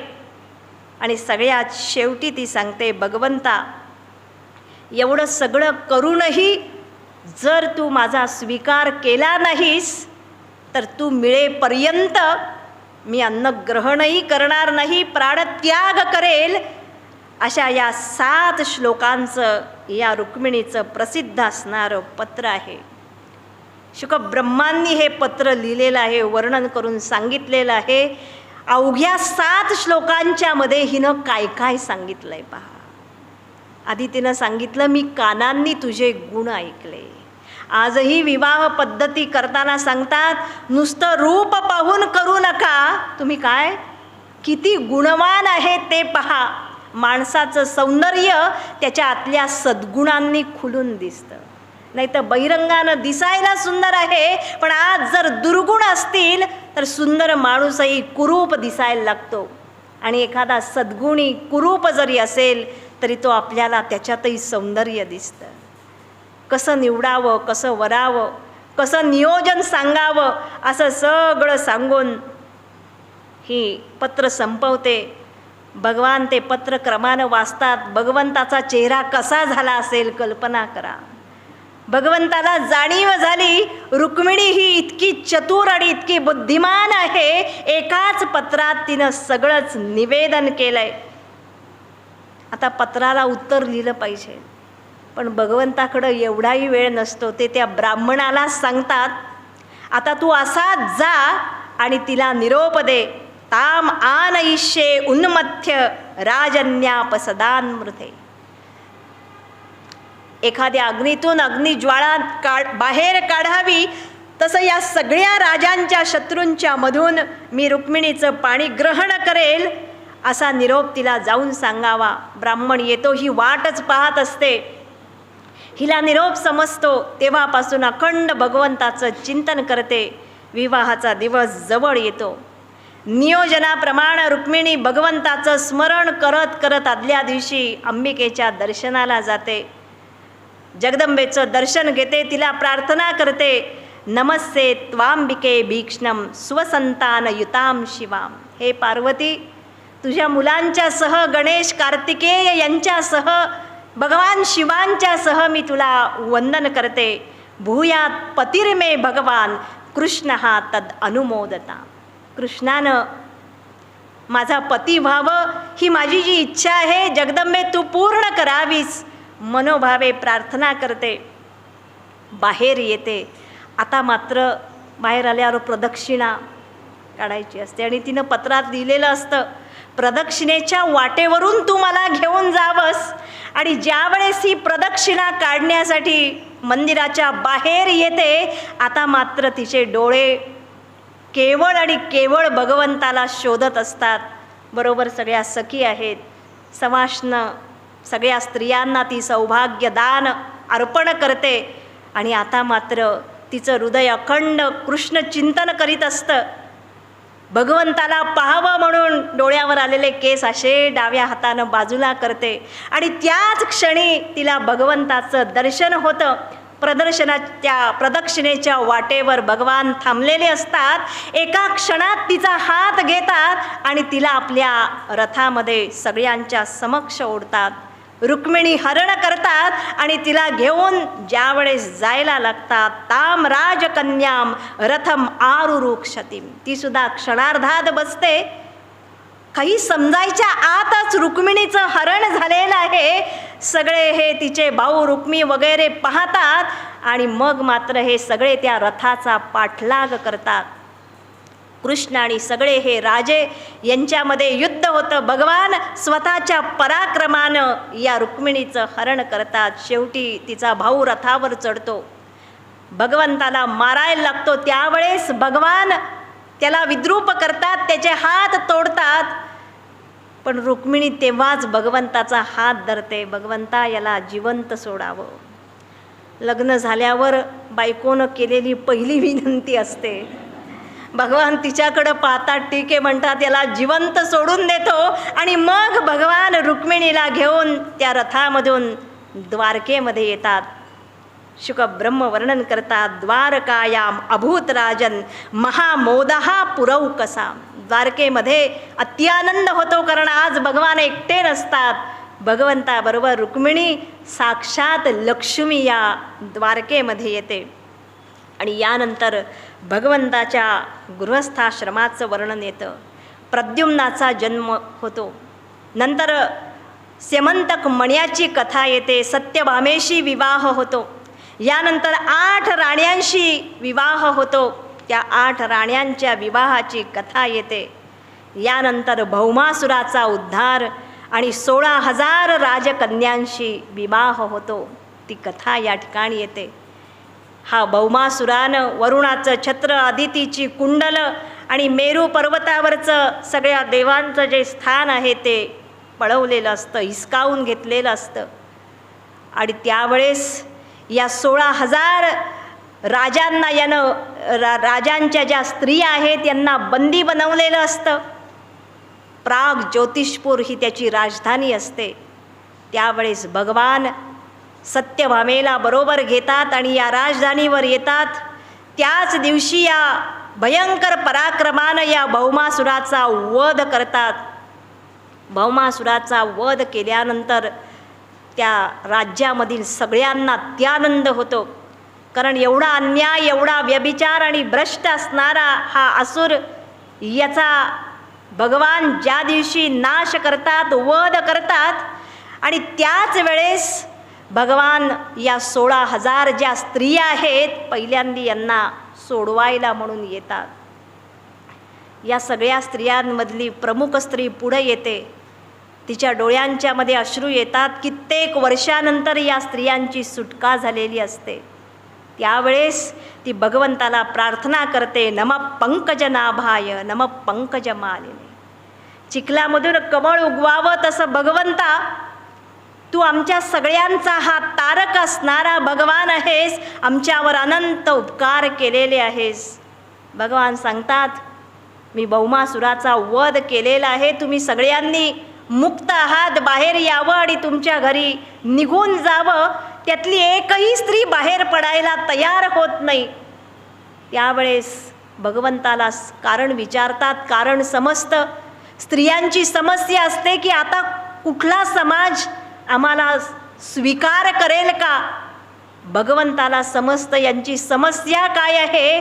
त्यावेळी एका क्षणात भगवान या 16,000 स्त्रियांचंही पाणीग्रहण करतात. शुकब्रह्मांनी शब्द वापरलाय, मनसा वौरी रे. या स्त्रियासुद्धा मनानच भगवंताला वरतात, समर्पित होतात. भगवान या सगळ्यांना मोठ्या आनंदानं यांचा स्वीकार करतात. तो दिवस म्हणजे नरक चतुर्दशीचा दिवस आहे. आपण दिवाळी साजरी करतो, दीपावली असं म्हणतो. भौमासुराचा वध होऊन या स्त्रियांपर्यंत पोचेपर्यंत रात्र अंधार झालेली असते. त्यावेळेस 16,000 स्त्रियांना भगवान स्वीकार करतात. या स्त्रियांना अत्यानंद होतो आणि म्हणून त्यांना इच्छा होते ज्याला वरलंय त्याला डोळे भरून पाहावं तरी. पण रात्रीचा अंधार असतो, बरोबर सत्यभामा असते, तिची काय अवस्था झाली असेल. 16,000 स्त्रियांना याने तिच्यासमोर उरलंय. या स्त्रिया प्रार्थना करतात भगवंताला, भगवंता तुझं दर्शन व्हावं, तू दिसावास. सत्यभामा सांगते या स्त्रियांना आता अंधार झाला आहे आणि मुळात हाही जरा काळा आहे, सावळा आहे, आत्ता दिसणार नाही, सकाळी बघा, उद्या आयुष्यभर बघायचं आहे. त्यावेळेस या स्त्रिया म्हणतात नाही नाही. आणि त्यावेळेस वर्णन केलं आहे, या 16,000 स्त्रिया अशा रांगेनं उभा राहतात, हातामध्ये औक्षणाचं ताट घेतात. आमच्या संस्कृतीमध्ये औक्षण केलं जातं आणि त्या दिव्यांच्या प्रकाशामध्ये भगवंताचं दर्शन घेतात. 16,000 दिव्यांची ओळ त्या दिवशी लागते आणि त्या प्रकाशात, पवित्र असणाऱ्या प्रकाशामध्ये ईश्वराचं दर्शन घेतात. म्हणून आपण दीपावली साजरी करतो नरक चतुर्दशीला. आणि असं हे 16,000 राजकन्यांशी पाणी ग्रहण झाल्यानंतर भगवंताचा गृहस्थाश्रमाचं वर्णन येतं. नारद महर्षी तो गृहस्थाश्रम पाहायला जातात, ती कथा येते. आणि 10व्या स्कंदाचा हळूहळू शेवट होत असताना सुदाम्याची कथा येते, आख्यान येतं. आणि त्याच्यानंतरच 11 स्कंद भगवान आणि उद्धव यांचा ज्ञानसंवाद, भगवंताचं निजधाम गमन. आणि 12वा स्कंद शुकब्रह्म आणि परीक्षित राजा यांच्या संवादाचा समारोप. असा हा सगळा कथाभाग आपण उद्या पाहू. ओम सहनाववतु सहनौ भुनक्तु सह वीर्यं करवावहै तेजस्विनावधीतमस्तु मा विद्विषावहै. ओम शांति शांति शांति.